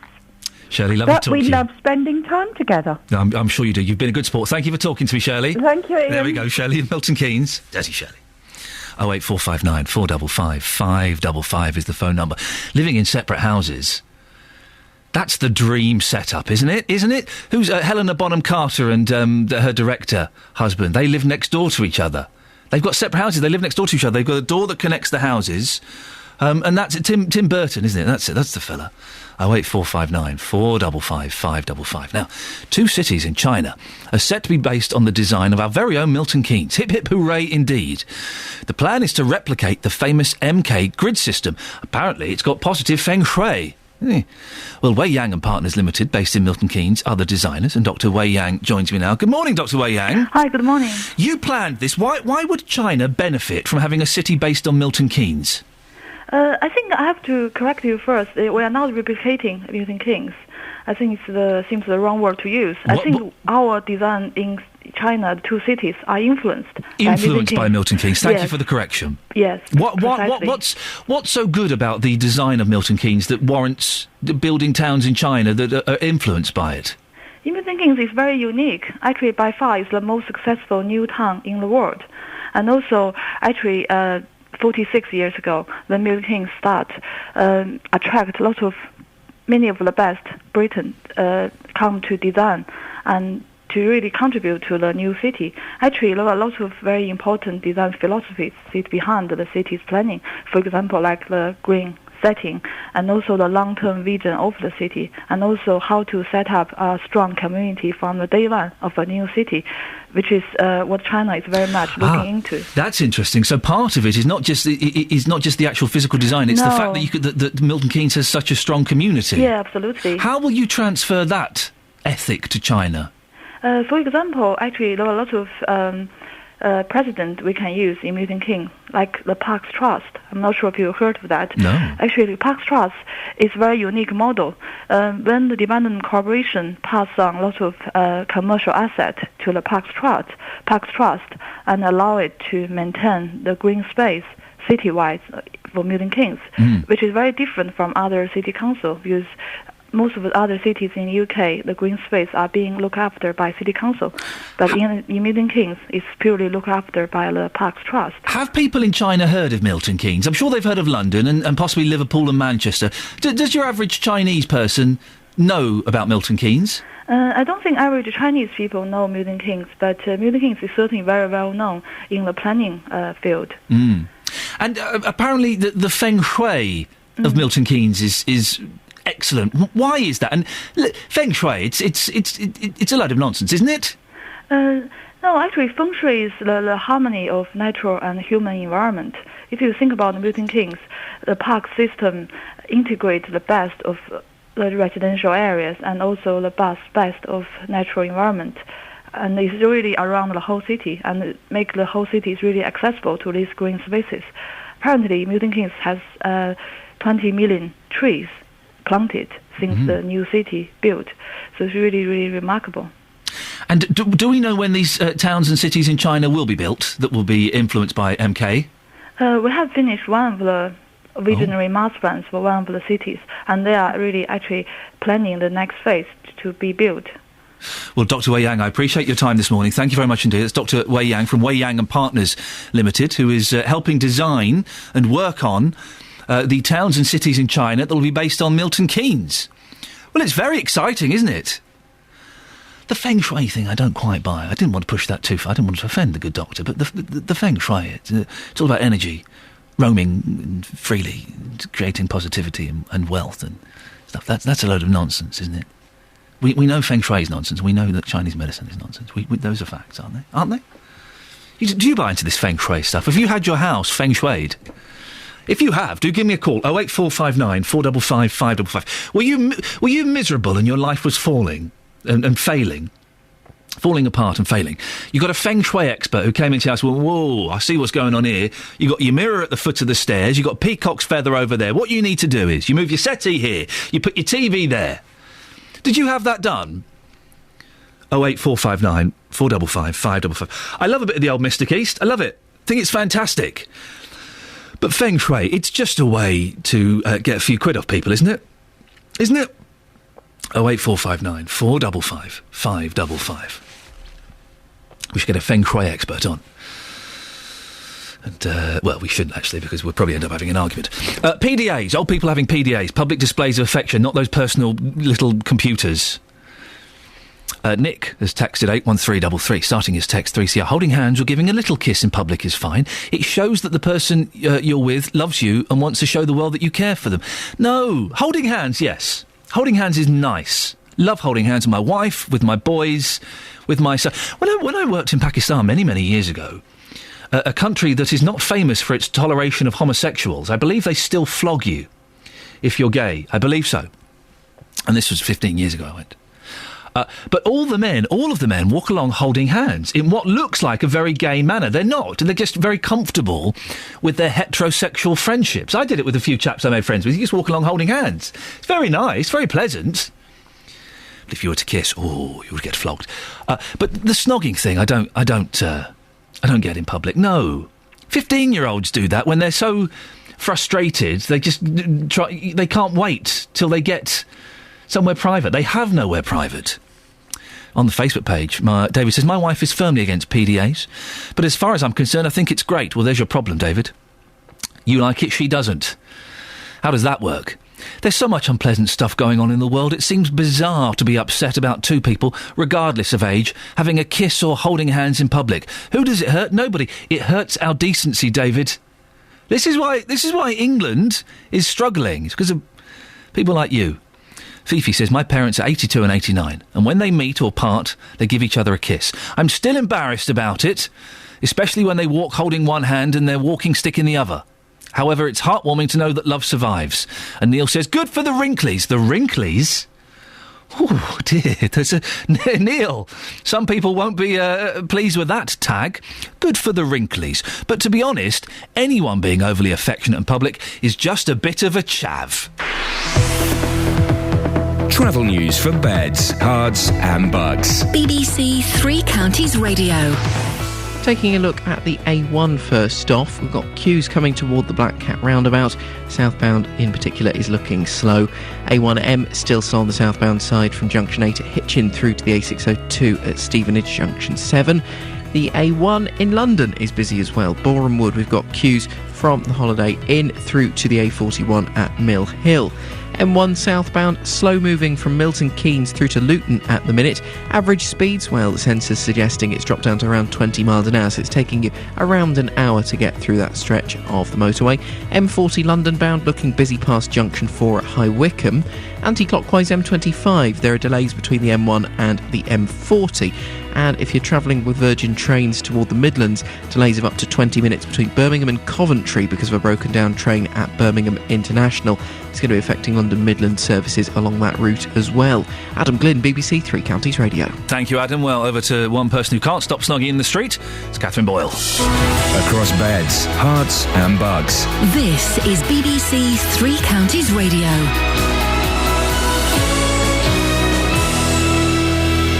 Good morning. At 7:30, the headlines: a 57-year-old man's been arrested on suspicion of murder following a fire in Milton Keynes last night. Tensions within the Conservative Party will be reignited today when a bill to allow marriage between couples of the same sex returns to the Commons. And Alzheimer's UK have expressed disappointment after a Luton Council bus driver left a pensioner on the vehicle overnight was cleared of neglect.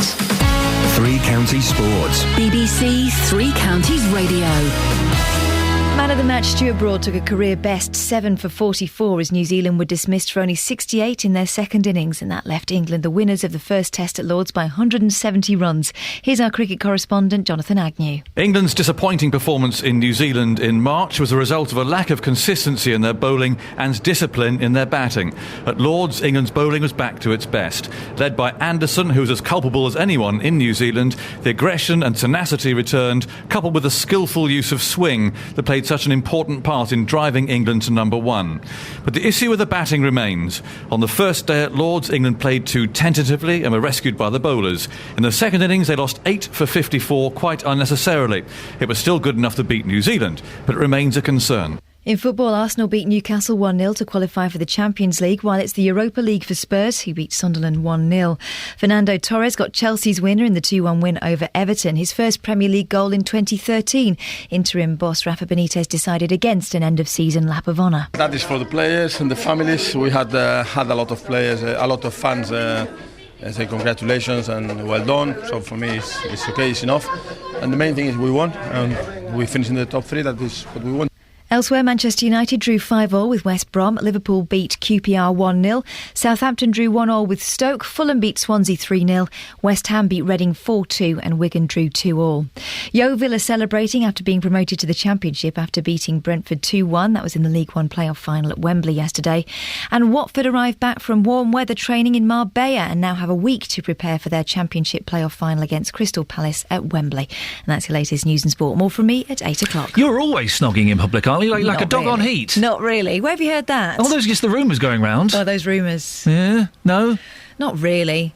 You say not really. That implies there's a certain element of it. I like hand-holding. Yeah. If I feel moved to, I might give him a little peck. But no tongues. I mean, for heaven's sake. We've got 2 children. That's enough of a PDA, isn't it? Across beds, hearts and bucks. This is Iain Lee. BBC Three Counties Radio. Morning, this is Iain Lee, BBC Three Counties Radio. Always keen to get your views on some of the things we're talking about. And coming up throughout the rest of the show, we'll be discussing markets, your local market. When was the last time you actually went and bought something from the local market? 08459 455 555. And there's MPs debate gay marriage again. What do you think? Do you support gay marriage? It's one of those things, I honestly can't see how anybody could be against it.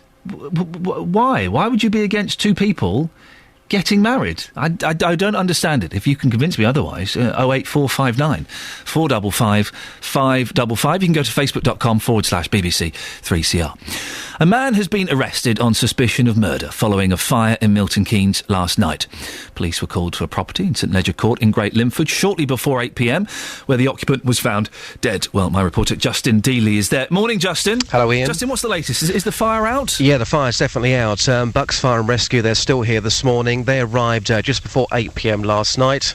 They cannot leave the scene until the police say so. Obviously, a serious investigation taking place now, but the fire is definitely out, and around 15 firefighters were here last night fighting this blaze in a flat here in Great Limford. What does it look like, Justin? What can you see? Well, what I can see at the moment, I can see the fire engine which is there. I can see police cars as well. It's all cordoned off, so it's a block of flats, and the flat which is unfortunately caught on fire is right in the middle.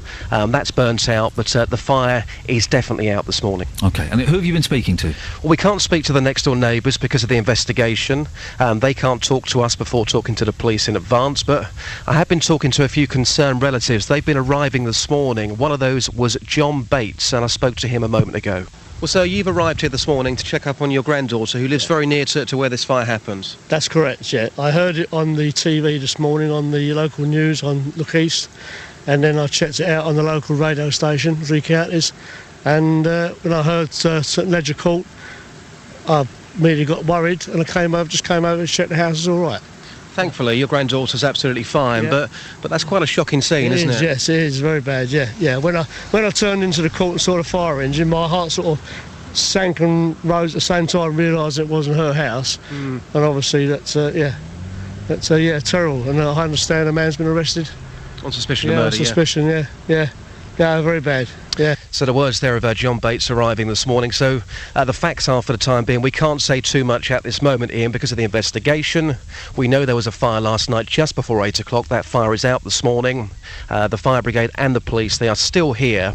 And a 57-year-old man has been arrested on suspicion of murder and remains in custody. So that's the very latest here from Great Limford.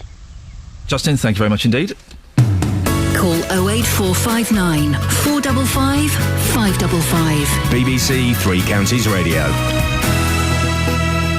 Markets in the three counties are taking part in an initiative to promote stall holding which aims to create 3,000 new jobs.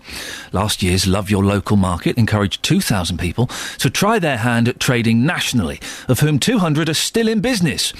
Well, our reporter, Iain Duncan, visited Milton Keynes Market at Secklow Gate to see whether they're as popular as ever. I think it's good. I think it's very good, and it's got a nice selection of everything. And we take markets for granted. Do they need to promote themselves from time to time? Should they put on some special events just to jazz it up a little and make sure people come out? That would be an idea, wouldn't it? Like having a tea thing or something like that and say, everybody come down and see what we've got. It would be nice, that, yes. How often do you use it, would you say? I come down here twice a week. So it's here twice a week and have a look round and everything. It is nice. How important are they to the community, would you say? I think they are very important to the community. You know, what would we do without it? Because there's not really, the shops are very expensive, so it is good, this. I come here at least once a week, always buy my veg, my fruit and other stuff that whatever the market's selling at the time that I need. What's the attraction? Price, quality is all right, providing you don't expect it to last forever. But if you've got something for, say, like a week or so, the veg, fruit, all lasts and it's all edible, all, really good stuff. Is it vital for markets to promote themselves? Well, I don't know. I come from a place where they actually, I used to live next door to a market in London, and I've always thought about markets, always gone to markets. So, it's just ingrained in me.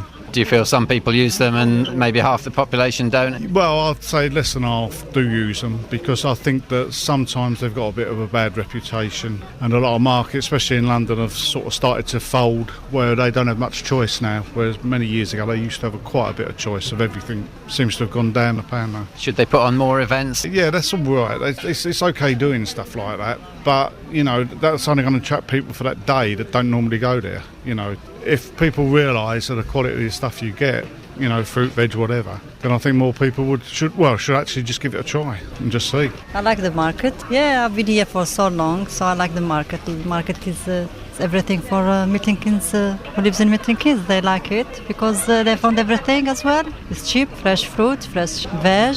Atmosphere here. People, they're very friendly as well, nice and clean. Do you feel markets should do more to promote themselves? Oh yes, they should, they should do, they should bring some different stuff like from other countries, like multicultural, because Milton Keynes there is like a lot of people here from different countries. So like me, I'm from Algeria, so we would like some different things to bring them as well. The market seems really good, and there's lots of fresh fruit, and it's cheaper than supermarkets. How vital is it for markets to promote themselves? Very, I think, because a lot of people do tend to go to Asda, because it's convenience, so I think it's important to advertise that there's still markets out there. What sort of things might they do? Or some people might say that they'd be gimmicks, but is that the way they have to do it? I think people probably are aware of big markets like this one, so I suppose it's just maybe on the local radio and stuff, just to let people know that they're still about. Do you think they should put events on here, though, actually at the site of the market? Possibly, but I think people that know the market's here already would just come anyway, so I don't think it's really necessary. We can talk now to Graham Wilson, who's Chief Executive of the National Association of the British Markets Authority, which coordinates the initiative. Morning, Graham. Good morning to you. What are you hoping to achieve with Love Your Local Market Fortnight? Well, two things, really, and you highlighted in your opening our priority in terms of getting new market traders, particularly young people, to have a go at market trading. Secondly, we just want to make the community aware of the market and build up support and affection for the market. We think the market is a vital part of many local communities, so Love Your Local Market Fortnight actually reminds people the market's there and what it offers the local community. Now, you say you want to encourage more people to work in markets. Last year, I think 2,000 people set up stalls. Only 200 of those are actually still running stalls. Are you disappointed with that figure? A little disappointed, and we've learnt lessons from last year. Although when we had the campaign last year, we knew that the take-up would be not as good as we would have liked, because a lot of people just did it for the day. But this year, we're hoping for much better returns, and so we've built retention structures, support packages, and we're hoping that the structure that we've created this year will give more support to traders, and therefore they'll be able to retain the business, and the retention rates, therefore, will be much better. Graham, is there a place for markets in the 21st century with Tesco's and Sainsbury's and Amazon and eBay? Do we really need markets? Of course we need markets. They're as important today as they've always been. Markets have been around for hundreds of years, and they'll be around for hundreds of years to come. They provide different kind of offer. When you're buying goods, you can talk to the person behind the stall, you can actually feel the goods, you can talk about the origins and the value. It's a wonderful place to actually interact with the people who are selling the goods. It provides colour, it provides vitality. It's very much a community meeting place. It's very, very different to the supermarket and the online sales services. Markets have a unique character, and they're going to be around for a long time to come. There are some fabulous markets around the country. I heard one of your listeners talking about London. London has a fabulous offer, but so do you in your part of the world. Yep, we've got some great markets, and they'll be here for a long time. We seem to have lost a bit of the culture. Whenever I go abroad, last time we went to Paris, for example, one of the things we did was we spent a couple of hours walking around a local market. We don't seem to do that in this country, do we? Oh, yes, indeed. I was in London last week celebrating the opening of Love Your Local Market, and I spent time going around several London markets and actually, looking at the markets, experiencing the food offers, the activity, the entertainment. Yes, of course, the very best markets can provide a whole day experience, not just buying, but actually the environment, the atmosphere. Yeah, we can rival anything that's on the continent. We've got some great markets. During Love Your Local Market fortnight, there are 700 markets taking part, providing events, 3,500 events around the country. There's plenty for everyone, plenty to entertain, plenty to buy, and plenty to get engaged with. Well, listen, I'm a big fan of markets, and I support this wholeheartedly. One final question, Graham, on market etiquette. You know, some stores, they have like little plates of little cubes of cheese for you to try, and then you buy. Yep. How many of those are you allowed to take before it starts looking rude? Oh, as many as you can eat, as many as you can cope with. I'm clipping that, and I'm going to play that next time I get told off. Graham Wilson, thank you very much indeed. That was Graham Wilson we were speaking to, Chief Executive of the National Association of British Markets Authority. I'm asking this morning, when was the last time you went to a market, and what did you buy? Now, we've not had a massive influx of calls on this, which would imply that not many of you are going to markets. I do like a good market. I've yet to find one where I've just moved to, but I'm constantly on the lookout for one. What was the last thing you bought in a market? No one buys clothes from the market anymore, do they? That was big in the 80s, I remember that, and it's big in EastEnders. But in the real world, people don't actually buy clothes from markets. 08459 455 555 or facebook.com/BBC 3CR. Right, coming up to 7:45. Let's get the travel with Adam. Travel news for beds, cards and bugs. BBC Three Counties Radio. Thank you, Iain. If you're heading for the trains, you could experience a bit of disruption if you're travelling with Virgin, especially toward the Midlands.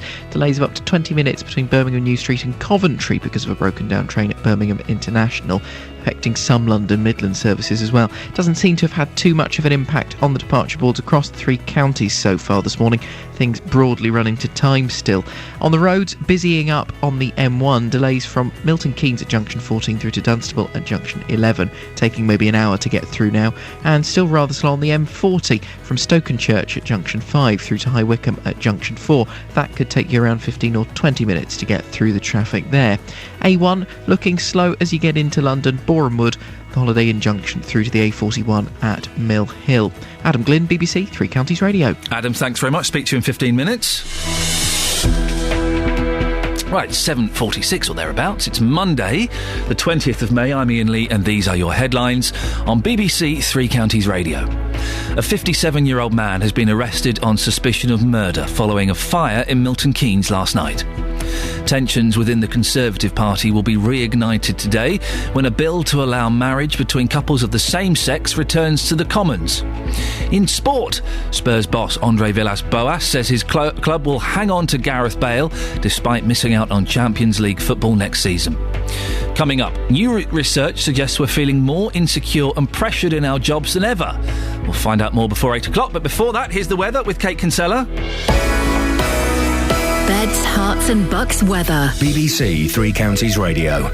Good morning. Well, it's rather a murky, cloudy start to Monday, I'm afraid. There's a lot of cloud around, and it will continue to be cloudy throughout much of today. Now, we've had some light rain already, and that's going to continue to come and go through the course of the day as well. Now, later on this afternoon, the further west you are, so out towards parts of Buckinghamshire, some heavier showers. Now, that could spark off one or two thundery showers as well because of the warmth. The temperature we're looking at today, we could see as high as 21, maybe 22 Celsius in some parts. So it's going to be a warm, humid day on the whole. Now, overnight tonight, eventually those showers will die out, leaving a rather murky night again, similar to the night we've just had. Some light rain and drizzle first thing tomorrow morning, but a minimum temperature down to 9 Celsius. That's 48 degrees in Fahrenheit. Now, for tomorrow morning, it stays overcast. It still stays quite warm, although the temperature's slowly starting to tail off and considerably cooler by the time we get to Thursday. That's your forecast. Thank you very much. On Sunday, it's the Luton International Carnival. And with BBC Three Counties Radio, it'll be like you're right there. I'll be bringing you all the flavour, atmosphere and music from Luton's flagship event. We'll be in the parade and in the crowd. Plus, we'll be hosting the main stage in Wardown Park. So come down and see us or listen live right here. Luton International Carnival, Sunday from midday on BBC Three Counties Radio. 08459 455 555. Now, do you worry about job security? New research suggests we're feeling more insecure and pressured in our jobs than ever. Fear at Work interviewed 3,000 workers between the age of 20 and 60, and they found that public sector workers feel far more insecure about keeping their positions than those in the private sector. Well, head researcher for the report is Caroline Berry. Good morning, Caroline. Good morning. Times have changed. Public sector was always seen as a safe environment, wasn't it? That's right. I mean, this research strikingly shows that public sector no longer feel more secure than their private sector counterparts, and that's a major change because for the first time public sector employees are more concerned about losing their employment than those in the private sector. And in addition, they're increasingly worried about a loss of status, and by that I mean sort of being moved to a job with lower pay or a less interesting job or having less say in the workplace and unfair treatment at work. How did the private sector feel? Similarly, I mean, those obviously all employees, the research shows, are more likely to think they will lose their job, unsurprisingly, in the economic conditions we've got at the moment. And all employees are increasingly worried about unfair treatment in the workplace. And all employees are anxious about a lot of status. But the interesting finding is that public sector workers are now feeling more insecure than their private sector counterparts. What's causing this uncertainty, Caroline? So that's one of the key questions. What's driving all this fear at work? And obviously the recession plays a major factor because obviously employees who report fear at work generally are in organisations that have experienced downsizing or they've seen colleagues lose their jobs. And the increasing competition that we're all experiencing, not just in business as a result of the recession, but, you know, the levels of unemployment and the competition we see in the jobs market. Did the findings show there's now little loyalty by companies? I mean, it didn't show that. No, that didn't come out in the findings. I mean, what it did show was that employees felt they were having less of a say, and that's a really important consideration because in times of change, employers need to consider employees and help them feel involved and participate in the organisation to reduce such anxieties. Caroline Berry, thank you very much. Call 08459 455 555. BBC Three Counties Radio. It's a big debate in the House of Commons today about gay marriage. What do you think about gay marriage? Are you for or against? It's one of those things. I'm always surprised that people are against it. And we've done this before. And people have called in with their arguments, and a lot of them sound faintly rational, but I can't understand why anybody would object to two people who are in love getting married and standing up in front of all of their friends and their family and saying, hey, guess what? I love this person, and we're going to have a blooming good shot at spending the rest of our lives together. How can people object to that? If you do object to it, 08459 455 555. I've heard the religious argument. I don't get that. I've heard the argument that it's changing the definition of marriage. I don't get that. So give me a call. Do you support gay marriage? 08459 455 555 is the telephone number. I'm genuinely keen to have this explained to me as to why it is such a problem. Because in these days when families are falling apart and everyone's, the moral fibre of Britain apparently is falling apart because we're not getting married and not creating families, well, then this should be embraced, shouldn't it? This should be celebrated, the fact that people are prepared and are prepared to fight for the right to stand up and say, I'm in love, and this is the person I love, and we want to have a go at spending the rest of our lives together. 08459 455 555 is the telephone number. You can text me as well, 81333. Start your text 3CR. After 8 o'clock, I'll be speaking to Robert Woolard from Buckinghamshire. He's from the group Conservative Grassroots, and they presented a letter to David Cameron against the legalisation of same-sex marriage. So it'll be interesting to see what his problem is with it. 08459 455 555. Quick look at the front page of the newspapers. Oh, yes, why not? Shall we? Well, The Guardian. Number 10 pleads with Labour to save gay marriage bill. Tory rebellion on amendment will cost £4 billion and take 2 years. Housing bill rockets as councils are forced to use B&Bs. We mentioned this last week, didn't we? The UK has spent almost £2 billion housing vulnerable homeless families in short-term temporary accommodation. The Times... a man is pumping his fists downwards and shouting. I'm guessing it's a sporting victory. I'm guessing. And Tory rebels set to inflict new defeat on Cameron. Gay marriage revolt as loons row grips party. Oh, this was this... someone may or may not have called Nadine Dorris et al. What is it? A swivel-eyed loon or something. And then everyone's going, oh, it wasn't me. No, it wasn't me. Oh, no, I didn't say it. If you say things like that, come out and say you said it. Yeah, I called them swivel-eyed loons. What's the problem? That's what they are. If that's what you believe, then say it. Don't hide behind the Daily Telegraph. Rod Stewart's on the front page because he's had a hit record. That's his job, is to have hit records. It's his job. Why is that on the front page, for goodness sakes? With his wife, the beautiful Penny Lancaster, who's about 6 inches taller than him. Tories begin defecting to UKIP over loons slur. Conservative activists have begun defecting to the UK Independence Party in protest at the Tory leadership's arrogant and insulting attitude towards grassroots members. Well, we'll put that point to the gentleman we'll be speaking to a little bit later on. Let me do one more, and then we'll take a phone call. The Independent, there are a couple kissing. It's Nicole Kidman and her husband. That's front page news. British Business, we need to stay in the EU. We'll have a look at the Express, the Mail and the Sun a little bit later on. We're talking about markets. When was the last time you used your local market? Anne's in St Albans. Good morning, Anne. Hiya. So when did you last use your market? Oh, last week. Oh, really? Yeah. Do you use it regularly? I do. What did you buy? The last time I was there? Yeah, last time you were there. Birthday cards. Right. Buttons. Buttons? Buttons. Yes. And some fruit. Some fruit? Yeah. You don't buy clothes from markets, do you? Not very often. No. And Anne, does your mum mind you going to the market? My mum? How old are you, Anne? Do you really want to know? You sound about 14. I wish. How old are you? I'm in my 60s. Are you really? Yes. Well, I never. You sound... Oh, you like to flatter people, don't you? And I thought you were about 14 years old. No. You've got a very young voice. Have I? Has that never been mentioned to you before? No. Oh, it's wonderful. Oh, it's fantastic. I'd play on that, definitely. Well, that's not what my rainbows do, I tell them. Yeah, well, exactly. Yes. Well, that's great. So you go to the market regularly? Yeah. And you buy bits and pieces. Why do you enjoy the market so much? Because you can chat the people who are serving you. You can't do that in the supermarket. Right. Do you really want to chat to them, though, Anne? Sorry? Do you really want to chat to them? What, the people on the market? Yeah. Yeah, they've been very good to me. Really? Yeah, when I was ill, they sent me get well cards, and when we lost our son, they were very supportive. Did they really? They sent you a get well card when you were poorly, and when you lost your son. How did they support you when your son passed?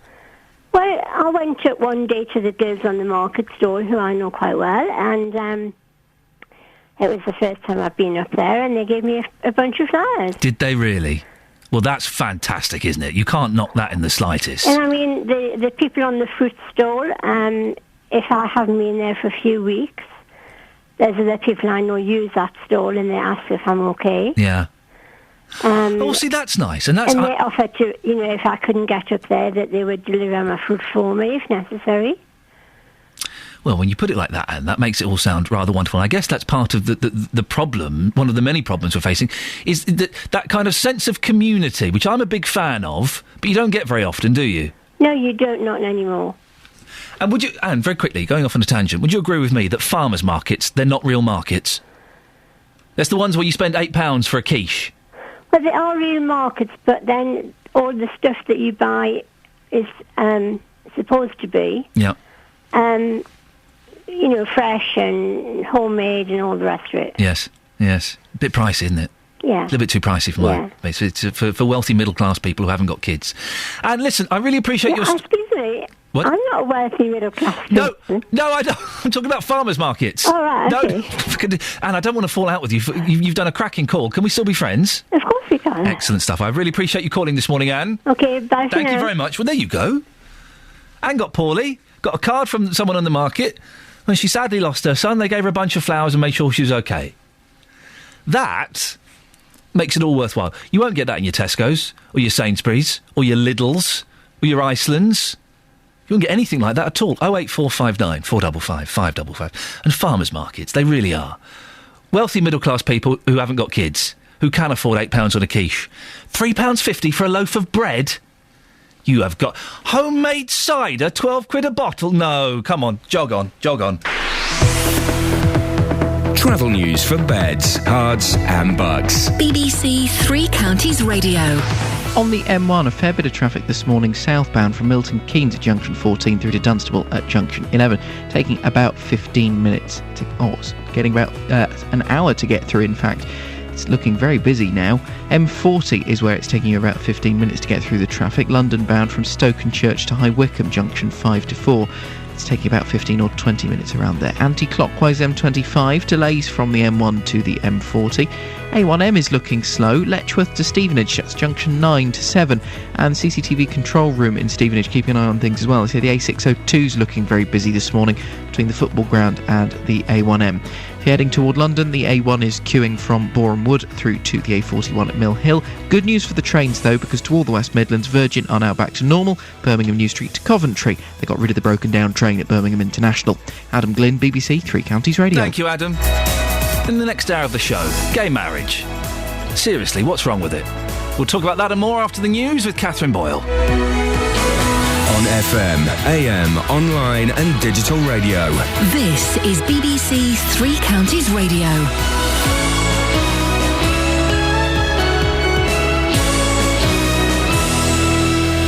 Good morning, it's 8 o'clock. I'm Catherine Boyle. The headline: suspected murder in Milton Keynes. Gay marriage bill threatens Tory unity, and new initiative says love your market. BBC Three Counties Radio. Thames Valley Police have arrested a 57-year-old man on suspicion of murder after a fire in Milton Keynes.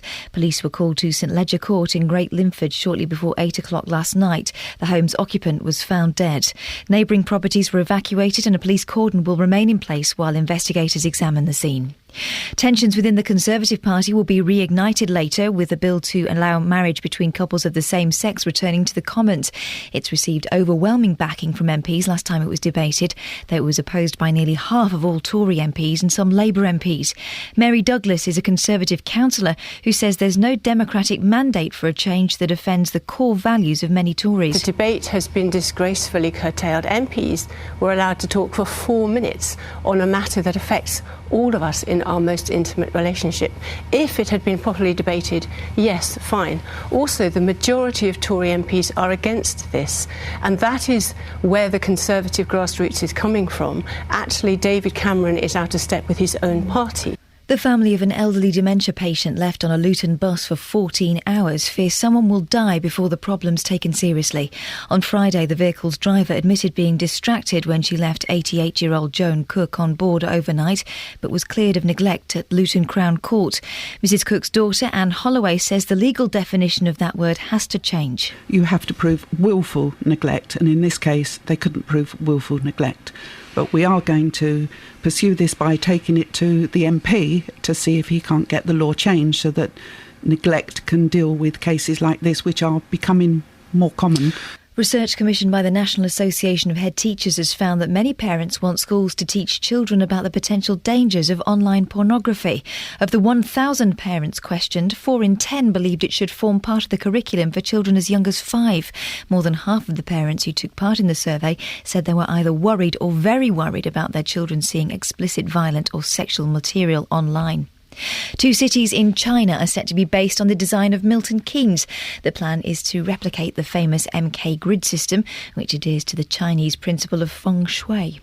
Traders across the country are asking you to love your market for the next 2 weeks as part of an initiative to boost footfall. Chris Smith runs a stall in Secklow Gate Market in Milton Keynes. She's hoping it'll make a real difference. It is tough. It is very tough.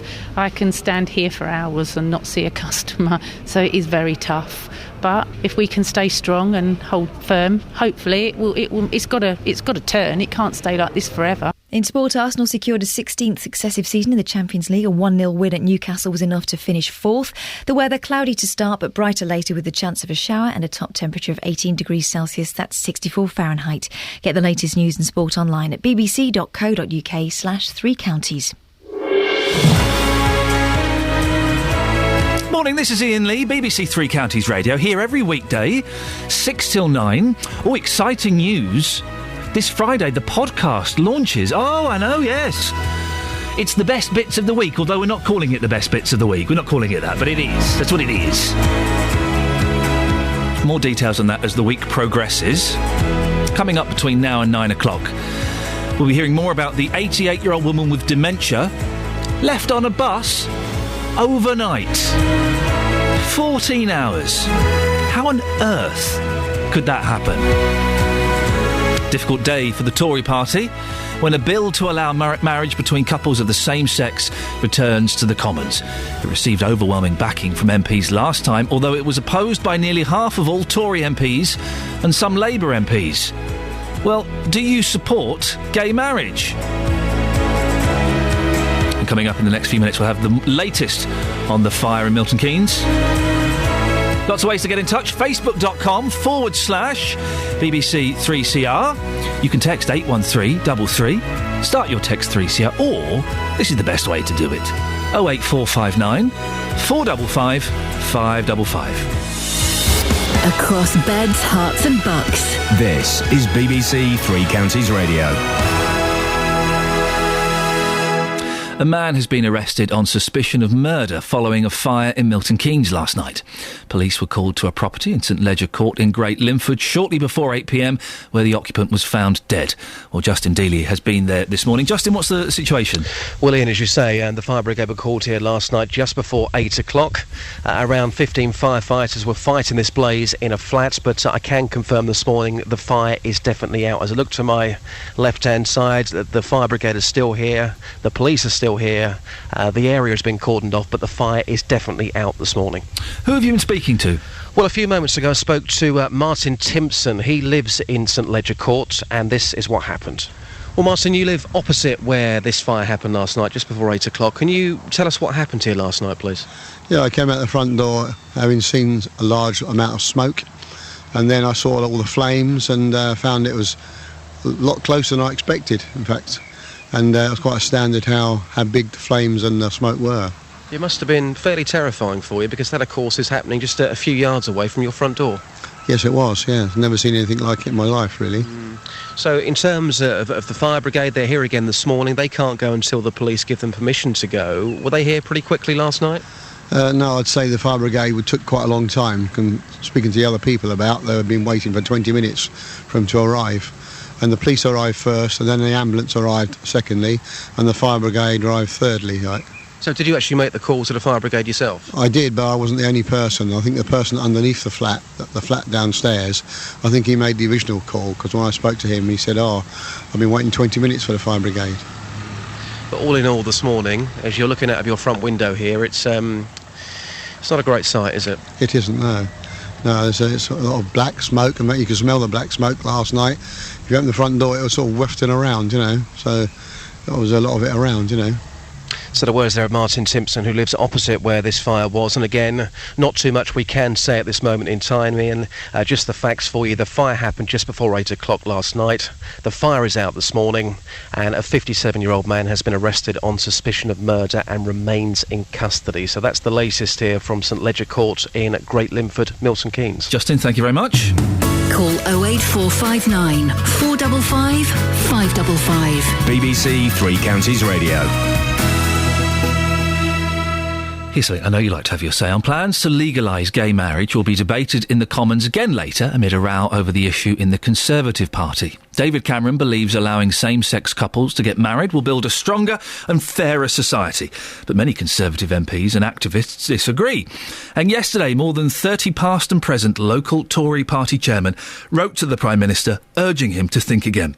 Councillor Dennis Miles, who's chairman of the Clacton Conservative Association in Essex, says on this issue and others, David Cameron is out of touch with grassroots Tories. I think, on the whole, the membership across the country, and we know we're broad cross-section membership, I think they feel very, very let down and betrayed, and that the Prime Minister really is treating the Conservative supporters with contempt, and it's just not acceptable.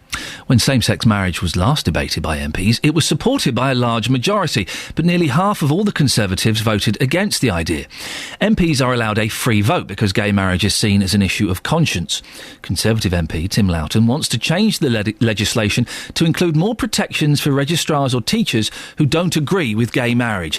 He also wants to open up civil partnerships to heterosexual couples. If they were able to access a less formal arrangement, a civil partnership, as gay couples have been able to do since 2005, that would give them public recognition of their commitment to each other and the rights and responsibilities that go with a civil partnership. So my amendment is about promoting families, and it's about addressing a very clear inequality. But many Conservatives strongly support gay marriage and see it as a signal of how much the Conservatives have changed under David Cameron. More than 100 Tory activists have signed an alternative letter calling on MPs to back the plans, saying the party must reflect changes in attitudes that have taken place in wider society. Tory MP Amber Rudd is hoping MPs will vote for gay marriage tonight and not get sidetracked by plans to extend civil partnerships. This bill is about equality. It's about equal marriage. What Tim has proposed is something completely different about civil partnerships, and the effect would be incredibly expensive and also delaying. So I don't believe that anybody who wants equality would actually support this amendment. Well, yesterday, a letter signed by over 30 local Conservative chairmen and senior activists criticising what they call a lack of Conservative vision and narrative in leadership was delivered to Downing Street. The letter urges David Cameron to abandon legislation for gay marriage. Well, the chairman of the Conservatives' grassroots campaign, Robert Woolard, who's from Buckinghamshire, is one of the signatories, and he joins me now. Robert, why are you so against gay marriage? Well, can I first correct something, if I may, with the greatest respect? In your sequel to this programme, you say that nearly half of Conservative MPs oppose this at the second reading. That's not correct. 176 Conservative MPs did not vote in favour of this, as opposed to 126 who did. So it is not Conservative Party policy. I appreciate the correction. Why are you so against gay marriage? Well, it's a question of taking the word marriage. Now, we all know what the word marriage means. Marriage predates religion and state. Marriage is between, as far as we're concerned, and as far as most people are concerned in this country, marriage is between a man and a woman, chiefly for the procreation of children. And to bring up children, to nurture children who would have a father and a mother.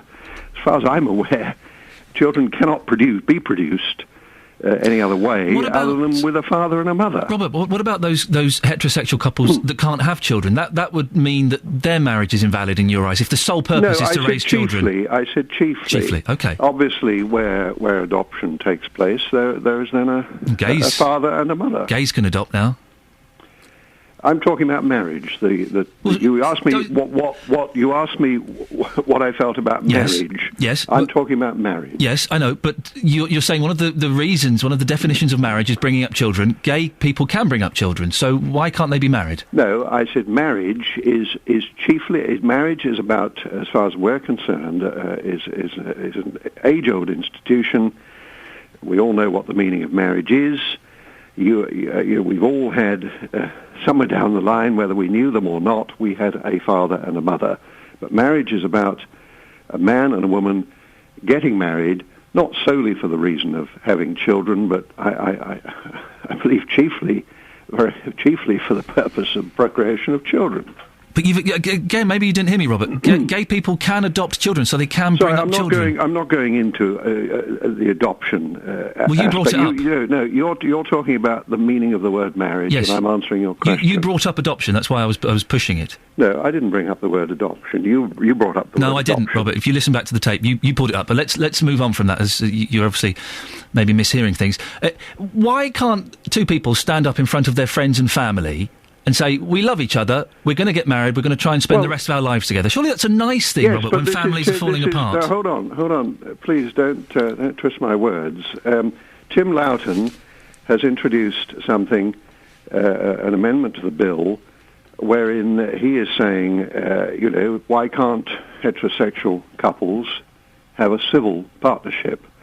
That at the moment is there. It was brought in by the Labour government purely and simply for same-sex couples. There is the provision there in law for same-sex couples to have a civil partnership. And my understanding is countless numbers are very happy with that arrangement. I don't understand what that's got to do with gay marriage. What Tim Loughton is saying, and I see sense in his argument, is, well, if same-sex marriage, if same-sex couples can have a civil partnership, why can't heterosexual couples? What's that got to do with gay marriage? I'm slightly confused by this. What's been described as a smokescreen by some MPs.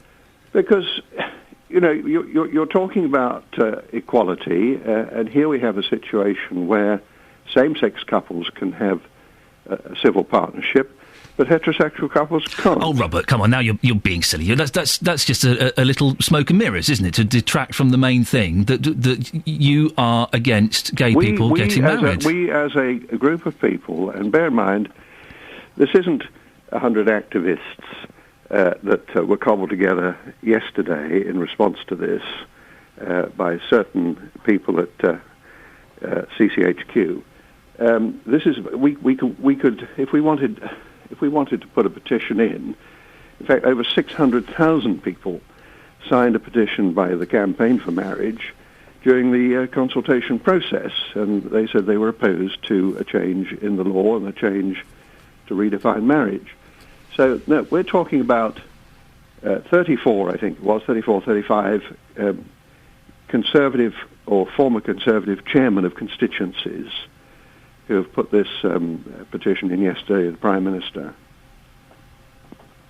Are you homophobic, Robert? Not at all. Then why can't you support equality? Look, you've asked me, if we're to continue this conversation, please don't twist my words. No, I'm just asking you don't support equality. You've asked me about the subject of marriage. Yes, you don't support equality because you don't support gay people getting married. No. I'm talking about marriage. Now, if we're going to continue the conversation, let's continue the conversation regarding the meaning of marriage. Well, no, you obviously don't support equality because equality would mean that gay people could marry in the same way that straight people can. We're talking about the term marriage, and as far as we're concerned, marriage is between a man and a woman. So you don't support equality? Well, is a man the same as a woman? Is a woman the same as a man? There are different. I had a mother. I had a father. Fortunately, I was brought up in a family with a mother and a father. Not everyone is, but the point is, in order to produce children, you need a mother and a father. Some children don't have mothers or fathers, and they may have two dads. For example, Elton John and his partner David Furnish have got at least one child, possibly two, I think. That's a different matter. We're talking about the term marriage, and if same-sex couples want a civil partnership, the law provides for that. Good for them. Robert, thanks very much indeed. That's Robert Woolard, who's from Buckinghamshire. He's one of the signatories of a letter to David Cameron, and he's a chairman of the Conservatives' Grassroots Campaign. Travel news for beds, cards and bugs. BBC Three Counties Radio. Right, on the rails this morning, we're looking quite good. After the problem with Virgin was sorted in the Midlands, all looking pretty decent now. Nothing running more than about 2 or 3 minutes late, by and large, across the 3 counties.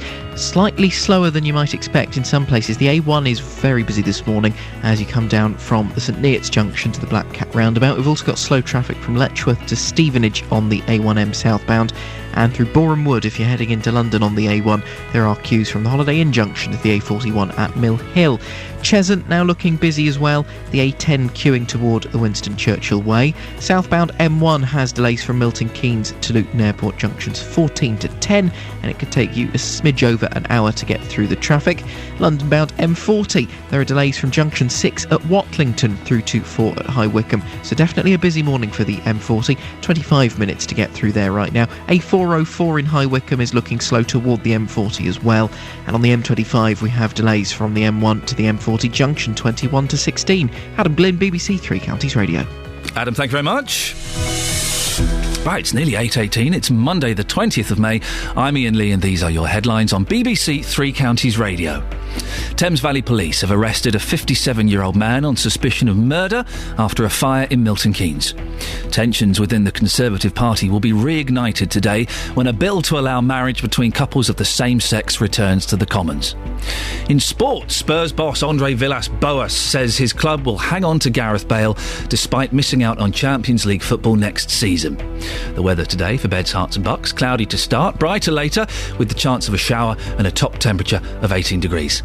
Coming up, I've already spoken to the family of an 88-year-old woman with dementia. It's an incredible story. She was left on a bus for 14 hours. Well, before 8:30, we'll hear from Colin Chick, Director of Environment and Regeneration on Luton Borough Council. BBC Three Counties Radio.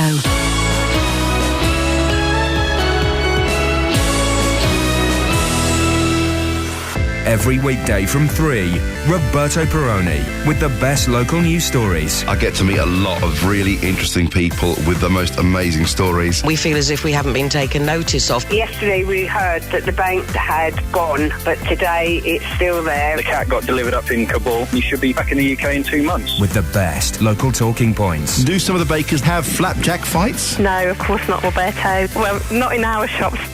Roberto Perrone, weekdays from 3. On BBC Three Counties Radio. Jonathan Vernon Smith. Hello there. You've gone for, and you do this a lot and I like it, the jersey and the little, I don't know what that top is underneath. It's got a polo shirt. The rugby same, shirt. The same colour. Yes. You do that a lot. Do you not get, I like jumpers but I can't wear them. Why not? I get very sweaty. Ooh. My right armpit in particular is a real sweat zone. Your right armpit? Yeah. How disgusting. Yeah, isn't it? What, so just one armpit tends to leak? Yeah, it does, and it's like a tap has been left on. It's like there's a hose up my shirt. It's awful, absolutely awful. Awful. So I can't if I'm out and I've got a smart but slightly thin shirt on. I have to either have a jacket and keep it on, or have a t-shirt on underneath to absorb. You can have a little operation, and they can snip your sweat gland. Really? Yeah. I've tried Mitchum. Have you tried Mitchum? It's a deodorant that's so strong you only need to use it once every 48 hours. Because it's just like wallpaper paste. It is. Even that's not good enough for me. Is it like a layer of concrete under your armpit? Can I get this operation on the NHS? Because well, you probably can if you can prove that it's causing you emotional turmoil. It really is. Is it? My armpit's leaking. Sweaty pit. What's on your show this morning, Jonathan Vernon Smith? Coming up on the big phone in this morning, we're of course covering today's biggest topic, and I'm asking, would you like to see the government's gay marriage plans collapse. As you've been discussing this morning, Iain, David Cameron will come under more pressure later today as the Commons debates controversial government plans to allow gay marriage. The issue has split the Conservatives. Nearly half of all Tory MPs voted against it back in February. Tory officials from around the country have delivered a letter signed by more than 30 local party chairmen, past and present, urging him to abandon the idea. Well, certainly there does seem to be a point today in this whole debate in the Commons where things could go terribly wrong. The government's gay marriage plans could collapse. Well, would you like to see that happen? Your view this morning on the Big Phone In at 9. What's wrong with people being in love? Why can't people be in love? Well, I guess lots of people would argue that there's nothing wrong with gay couples being in love, but whether that automatically means they should be entitled to get married in the same way that a man and woman can, that's up for discussion, isn't it? Well, I'll be listening at 9 o'clock to see if it is up for discussion. If not, you're going to have a very quiet hour. I'm hoping it is up for discussion. I have a sneaky feeling it will be. Thank you very much. Call 08459 455 555. BBC Three Counties Radio. Morning, this is Iain Lee, BBC Three Counties Radio. 08459 455 555 is the telephone number. Now, the family of an 88-year-old woman with dementia who was left overnight on a bus is calling on Luton Borough Council to firm up its policies and procedures about transporting vulnerable adults. Last week, bus driver 44-year-old Susan McLaughlin was found not guilty of willfully neglecting Joan Cook in April last year.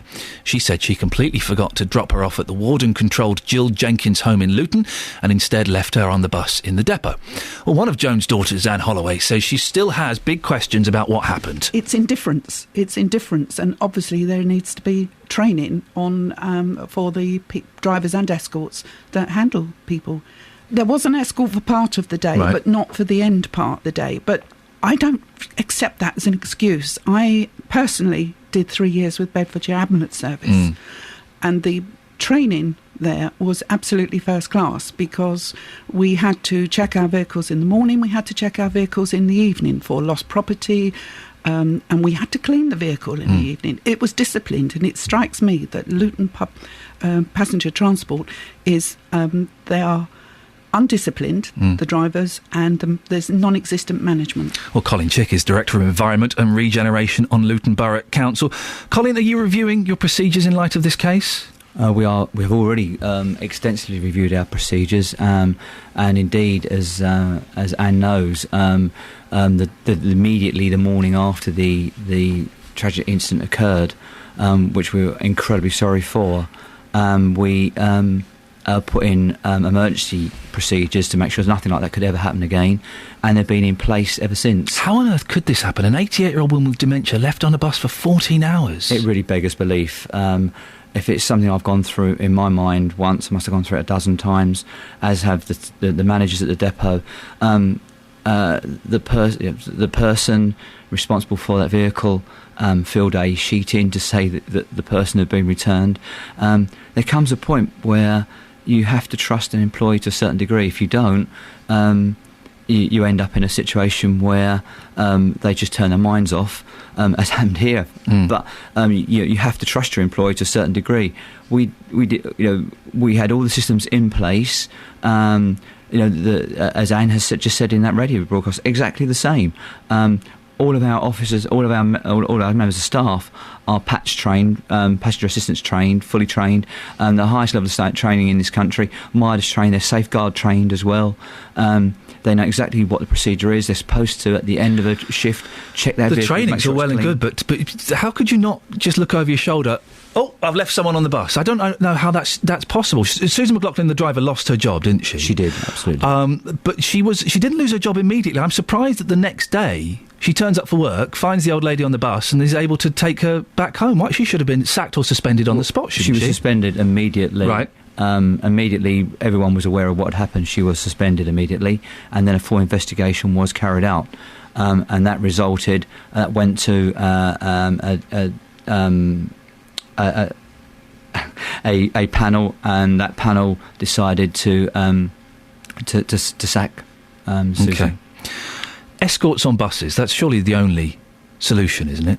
And for the most part, yes, it is, but occasionally where vehicles are running with one or two people in, and it's and we're short-staffed. A risk assessment is carried out to see if there's a possibility that vehicle can be moved with just the driver. It's always the driver's responsibility anyway. The person, the escort is there as a support. Can you guarantee this won't happen again? As far as we have done absolutely everything in our power. Now, in fact, some staff actually say that our processes are almost overbearing. The measures that we put in at the time are still in place. As soon as a vehicle comes back, a driver has to clip every seatbelt back across the seat, which ensures that every seat is checked. And that sounds almost over the top. Well, but that's what we do. It's necessary, yeah. They then go to the office where they fill a log sheet in front of the manager and supervisor, who then goes out and checks the vehicle again. Some people and some staff claim in actual fact it's almost removed any form of responsibility from them, and but whether it has or hasn't, we cannot afford ever be able to make that mistake again. We spoke to Paul Dunnery from Alzheimer's UK earlier. He said this would have been treated completely differently if it had been a kiddie left on board, if a child had been left on board. He says it's symptomatic of the way that older people are treated in society. I would refute that, and I refute Luton's record on that basis. Only earlier this year, in March, I think it was, we held a conference on dementia where members of the Luton Dementia Strategy Group, in fact, I believe someone from 3 counties actually was there to kick off that strategy conference. Such is that we're leading on wherever we can to assist and make people safe, both elderly people and young people. It doesn't matter if somebody is in our care at Luton. It is our duty and our responsibility to ensure that they go home safe at the end of the day. We spoke to Anne Holloway, one of Joan's daughters, earlier on in the show. She had this to say. We have been very patient this last 12 months. We have not approached the press or anybody. We have spoken to Luton Council, and we've said that we would like to get all the facts presented to us before we make any further comments. And did say to me that she feels that she has been slightly fobbed off and strung along a little bit. Could we facilitate a meeting between you and Anne? Would you be prepared to meet Anne and to discuss this further with her? The day after it happened, I went round personally to see Anne, as in fact I went to see her mum as well. I explained everything I knew at that time. Would you meet her again? Absolutely. What you need to understand is that once the police became involved, I was carrying out I carried out 3 investigations. I carried out immediately my own investigation internally with an independent member of service out from outside the service area to make sure we put measures in place immediately. We then had a safeguarding investigation. I then, to make sure we'd done absolutely everything, had another investigation carried out by a team of people, and then finally, over the last 2 months, 3 months, I had an independent company from outside the council completely, TAS, a well-known, reputable company, again check all our systems. During that process, I would have loved to have kept Anne informed, but we was under instruction from the police. Once the police were involved, I know, yes, you can't. Once it became sub judice, I could not keep Anne informed. I'd love to have done. I felt really bad that I couldn't. And in fact, I was actually asked if I would leave it to the safeguarding team to speak to Anne, because then everything was being done through the police. Well, now, I'm more than happy to meet Anne. I'll meet her today if that helps. You meet her this week if I would, no problem at all. Colin, listen, I appreciate that. Thank you very much. That's Colin Chick, Director of Environment and Regeneration on Luton Borough Council. Thanks for coming in. I really appreciate your time. 08459 455 555. Travel news for beds, cards and bugs. BBC 3 Counties Radio. Just having a quick check at the speed sensors, and it's definitely looking busy in places. Looking quite slow in toward Milton Keynes at the minute as you drive along from Buckingham. The A421 is looking slow from Bletchley through into Milton Keynes. Leighton Buzzard not looking too bad. A5 through Dunstable, though, is definitely queuing. We've got queues on the northbound side as you come toward Houghton Regis, and also on the southbound side going through Markyate and down toward the M1. M1 this morning, particularly busy. Junction 14 at Milton Keynes through to 10 at Luton Airport. Could take you around an hour to get through the traffic there. Hitchin's looking slow. We've got a little bit of a delay on the A505 into Hitchin. A602 down toward the A1M looking busy as well, and the A1M looking slow from Letchworth through to Stevenage Junction 9 to 7. M40 busier than you might expect. Delays start at junction 7 Tame and go right the way through to High Wycombe at junction 4, taking around half an hour to get through. A404 looking very busy as well, and once you come off the end of the M40, the A40 is looking a little slow in toward London through Uxbridge. Adam Glynn, BBC Three Counties Radio. Across beds, hearts and bugs. This is BBC Three Counties Radio.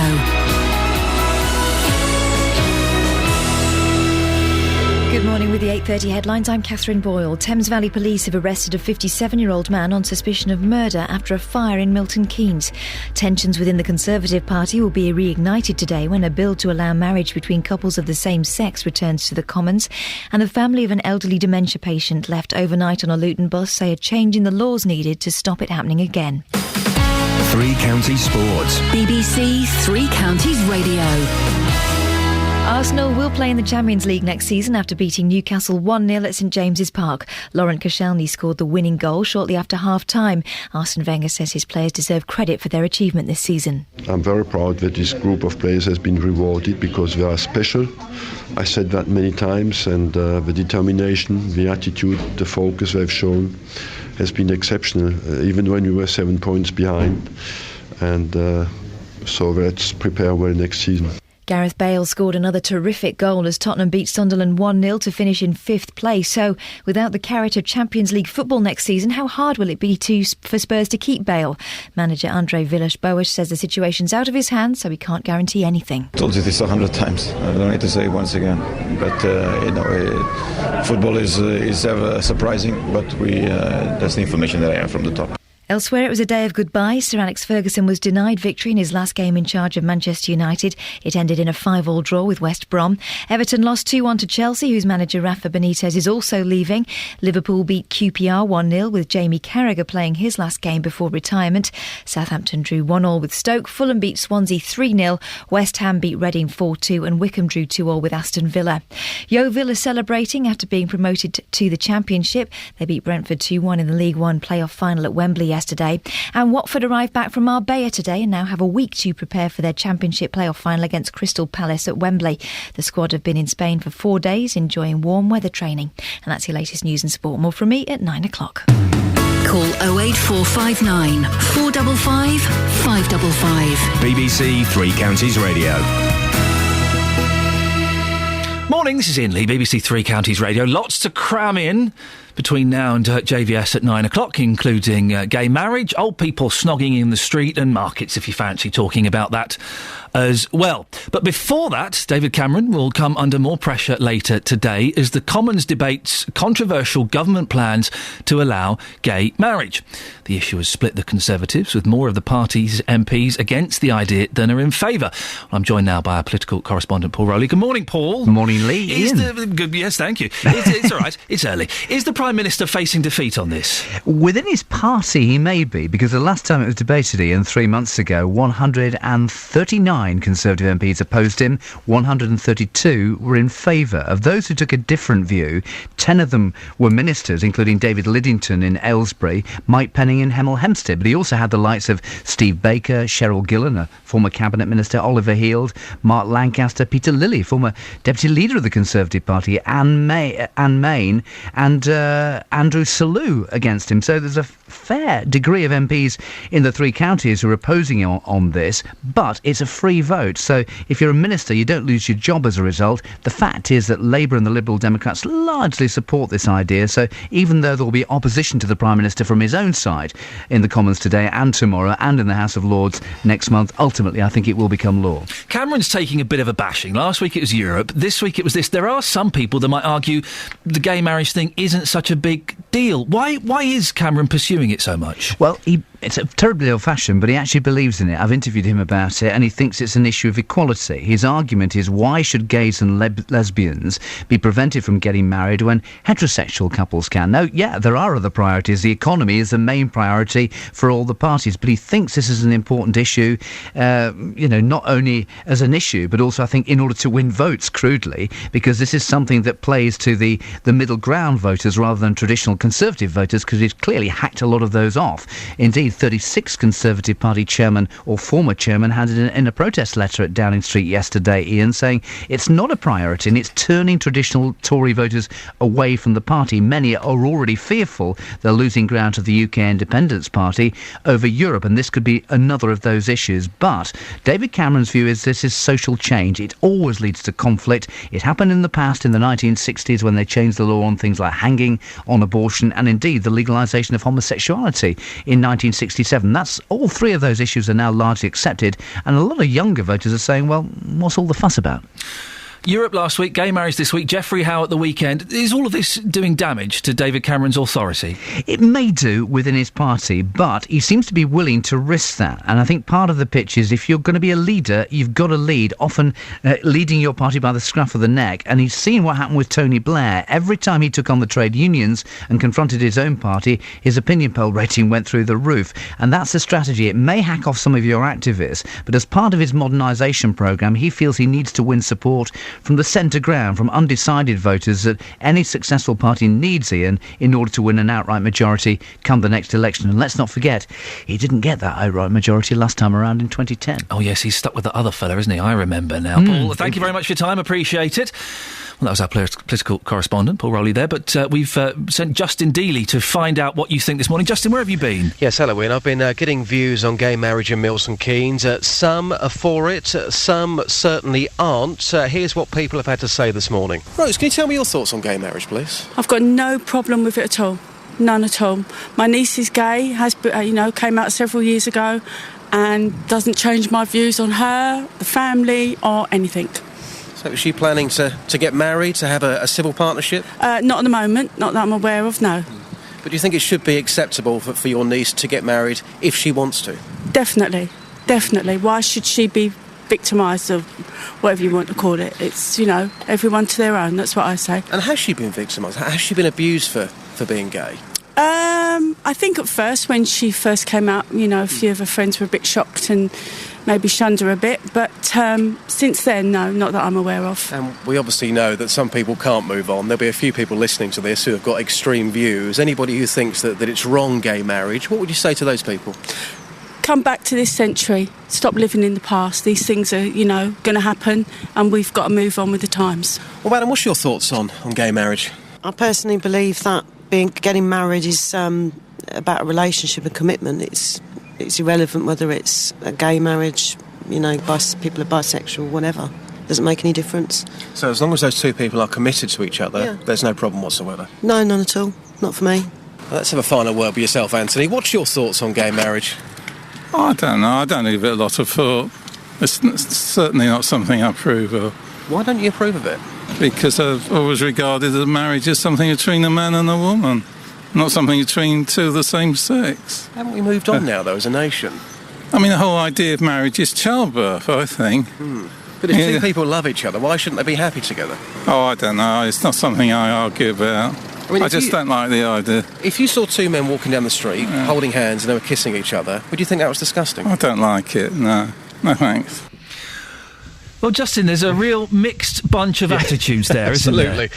I mean, obviously, what we heard from the First Lady, Rose, whose niece is gay, but Anthony at the end there, as soon as I mentioned gay marriage, the face that he pulled, I wish it was TV because it was an absolute picture. It was one of absolute disgust there. Yeah. And the last question, he was walking away. He was absolutely appalled that I asked him that question, how would you feel if you saw a gay couple walking down the street, holding hands and kissing? He wasn't interested. He didn't want to talk about that at all. As far as he's concerned, gay marriage is absolutely wrong. Can I ask you just one favour, Justin? Go on. Don't lose me any more listeners, please. No, don't. Seriously. What have I done? No, just don't offend people like that. Just, if someone walks away, tell them you're from Heart or something, OK? I will do. Absolutely. With a big red jacket. Excellent stuff, Justin. Thank you very much indeed. 08459 455 555. David from Buckingham has texted him. The interview with the gentleman from the grassroots Conservatives just goes to show how out of touch they are with the real world. He said, a man and a woman the same? In respect to your debate about equality, then they certainly are. He shows his old-fashioned and out-of-date views. Dorothy's in Letchworth. Dorothy, do you support gay marriage? No, not at all. Why not? Because that's not the done thing. That was not what man and woman was created for. They were created to be together, not man and man, and it is very, very wrong. It's against God's principles.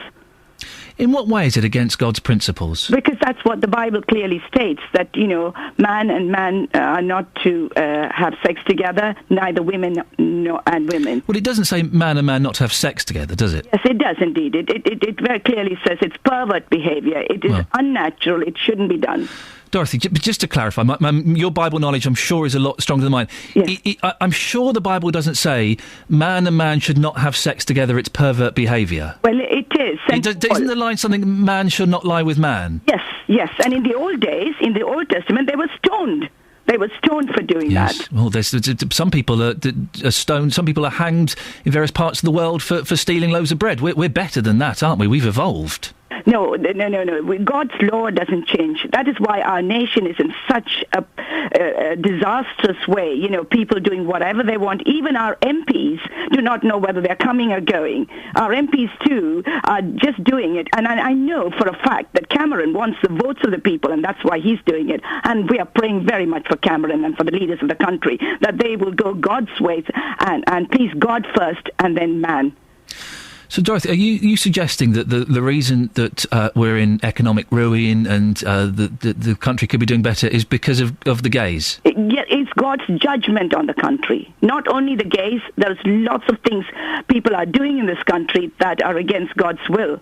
Murdering and looting and falsifications of documents and money and all of this. Dorothy, you're not comparing gays with people who falsify documents, are you? At the end of the day, they're going their way and not God's way.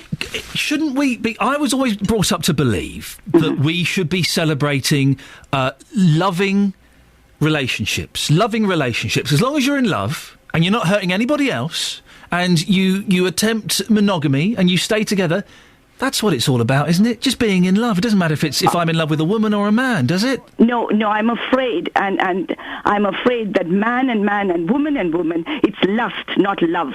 It's lust. Gay people can't be in love? No, they can't be in love. It's lust. Absolute lust. Some people might suggest, Dorothy, that perhaps your views are a little bit bigoted. How do you feel about that? It's not my views, it's God's views. You open the Bible, and if you are a true believer in God, that's God's views. It's not Dorothy's views. Dorothy, thank you very much indeed. I always think when someone starts speaking in the third person, it's time to back out of that conversation. But Dorothy, I appreciate you coming on this morning and sharing that. If you're gay, listening to that, how do you feel about what Dorothy just said? You can't experience love. It's lust, what you lot get up to. There's no love in it. There's no love. It's all lust. It's in the Bible. Man shall not have sex with man. It's a pervert's behaviour. Not quite sure how that's got from the line that man shall not lay with man, or whatever it is. It's been a long time since I've read the Bible. I'm a little bit rusty on it. If you're listening to what Dorothy just said then, and you're gay, how do you feel about what Dorothy had to say, and also about the issue of gay marriage? 08459 455 555 is the telephone number. You've got 15 minutes to give me a call on the subject. It's also what JVS is going to be talking about after 9 o'clock. So try and give me a call before 9. If you don't get on, then we'll pass you over to JVS and you can have a chat with him. His specific big question he's asking this morning is, would you like to see the government's marriage plans collapse? The government's gay marriage plans collapse. 08459 455 555. You can also go to facebook.com/BBC 3CR. Dorothy there sounded very angry about it. Very angry. The reason the country is suffering, it's God's punishment for gays and people who falsify documents. Normally you get gays and paedophiles linked in the same sentence. It's the first time I've heard gays and forgers connected in that way. 08459 455 555. Travel news for beds, cards and bugs. BBC Three Counties Radio. M25 anti-clockwise is looking very heavy as you come from Essex at the M11 junction 27 through into the roadworks at Potters Bar junction 24. It's also slow from Kings Langley to the M40. That's the A41 junction at junction 20 through to junction 16. And the A41 looking particularly slow as well, mainly through Watford as you come down toward the M25. There are delays on the M40, London bound from Junction 7 at Tame through to 4 at High Wycombe. About half an hour of delays there. Several stretches of the A1 looking busy. First off southbound as you come toward the Black Cat roundabout from the St Neots junction. Then along the A1M, it is busy from Letchworth to Stevenage, with the A602 approaching there looking slow as well. And then want to get in toward London, Boreham Wood busy from the Holiday Inn junction through to the A41 at Mill Hill. A10 in Cheshunt has queues at Winston Churchill Way. There are also some delays this morning into Hemel Hempstead. Leighton Buzzard Road is looking busy at the junction with Queensway, and the A5 in Dunstable looking particularly slow coming toward the M1 at junction 9. Adam Glynn, BBC Three Counties Radio. Adam, thank you very much. Right, it's 8:46. It's Monday, the 20th of May. I'm Iain Lee, and these are your headlines on BBC Three Counties Radio. Thames Valley Police have arrested a 57-year-old man on suspicion of murder after a fire in Milton Keynes. Tensions within the Conservative Party will be reignited today when a bill to allow marriage between couples of the same sex returns to the Commons. In sport, Arsenal will play in the Champions League next season after beating Newcastle 1-0 at St James's Park. 08459 455 555, taking your calls on gay marriage. But before that, let's get the weather. It's Kate Kinsella. Beds, Herts and Bucks weather. BBC Three Counties Radio. Well, it's a rather overcast day, I'm afraid. Plenty of cloud around across all three counties and a little bit of light rain and drizzle as well. But it's feeling quite humid. Later on today, we can expect temperature getting up to around 20 Celsius. That's 70 degrees in Fahrenheit. Now, this heat could possibly spark off one or two heavier showers, particularly later on this afternoon towards the west. So out towards parts of West Hertfordshire and Buckinghamshire, maybe western parts of Bedfordshire as well. We may get one or two heavy showers with a little bit of rumble or two of thunder rolled in there as well. Now, overnight, these showers will move out of the way, leading to more cloud, I'm afraid. Some misty, murky conditions, also some outbreaks of light rain and drizzle towards dawn tomorrow. Minimum temperature down to 9 Celsius, 48 degrees in Fahrenheit. And we're waking up on Tuesday to a similar day to today. Rather grey, a little bit misty, a little bit murky, but drier and brighter in the afternoon. And temperature still reasonable, 17 or 18 Celsius, so still feeling warm. It's after this, towards the rest of the week, that we'll notice the temperatures slowly starting to cool off, and by Thursday we're barely reaching double figures as a maximum, but let's not go that far. That's your forecast.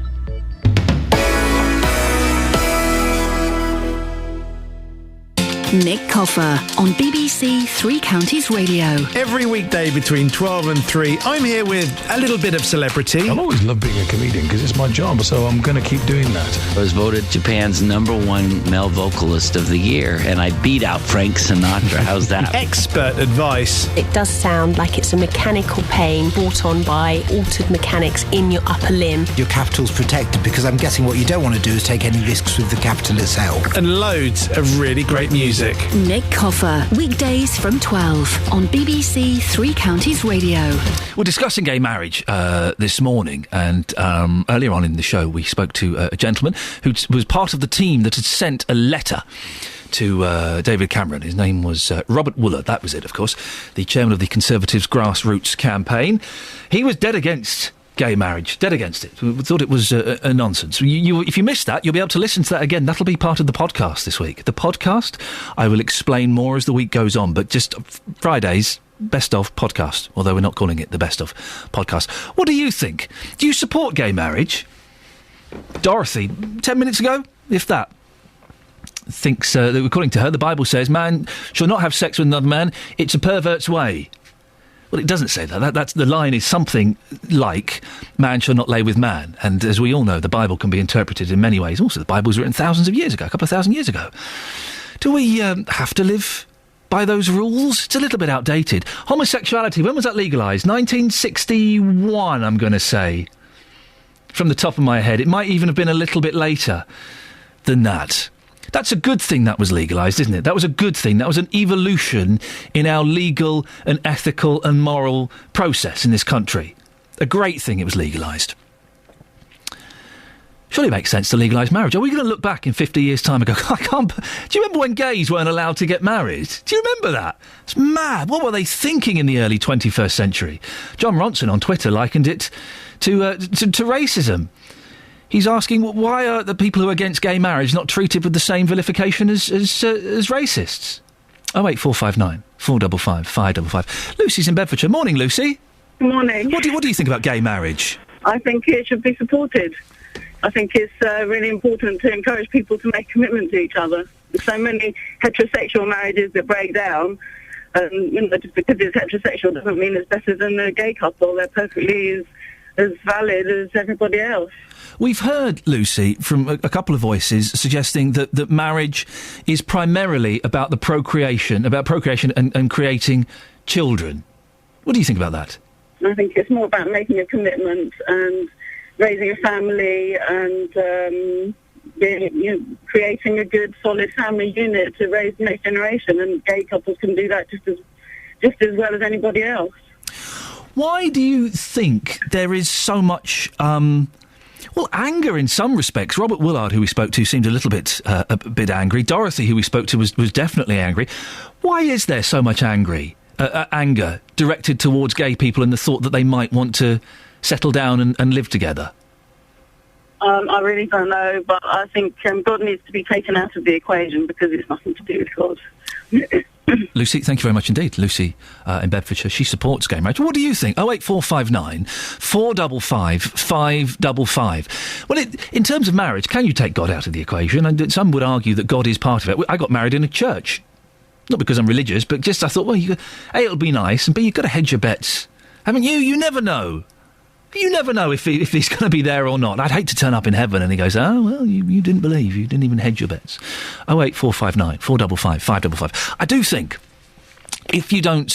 if you're actually anti-gay marriage, there's got to be something wrong there, hasn't it? Why can't we embrace and celebrate the fact that two people want to stand up in front of their friends, in front of their family, possibly in front of God, and say, right, this bloke next to me, or this woman next to me, I love them so much, we're going to have a darn good go at spending the rest of our lives together, and we're prepared to stand up in front of everybody and say that. I don't understand what the problem is. Even if you don't agree with what they do in the bedroom. Again, what's that got to do with us? But they're not doing that. They're just there holding hands and celebrating.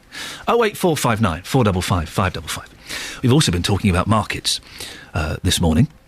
There's a campaign to get more people to markets, and I threw out the comment that farmers' markets, they're not real markets, are they? They're kind of overpriced. They're there for middle-class couples that haven't got children, who want to spend £3.50 on a loaf of bread, or £12 on a bottle of homemade cider, or £8 on a tiny quiche. Well, Janet has taken exception to this. Good morning, Janet in Ashridge. No. I'm delighted that you're so provocative on your programme. It gives me much amusement on many mornings. So now I'm responding to the provocation. I'm not taking exception. I'm saying farmers' markets do have a place in that they are allowing genuine farmers. And that is where I would take issue. Genuine farmers to sell their products without using the middleman, so that you can go and buy properly hung meat that is identified. You can buy as much as you want or as little as you want, and the person standing there is the farmer who will also tell you how to cook it. And I don't think you will find it is more expensive than a supermarket. Oh, Janet, £3.50 for a loaf of bread. I've actually seen that with my own eyes. Then you haven't been going to a farmer's market, you've been going to a produce market, and they are different. Do you listen to the Archers? No, I don't. Do you not? Oh, I like the Archers. And at the weekend they were talking about farmers' markets, and one of the Archers said, oh, you should sell your stuff at a farmer's market. You can really ramp the prices up. Well, I think that may I invite you to come to Tring Farmers Market that I run, and we would welcome you. Last Saturday, we had a very successful, happy market for the community, and we try and support the community of Tring. Likewise, Leighton Buzzard is the same, so is Berkhamsted. We're not exorbitant, we're trying to provide for the community.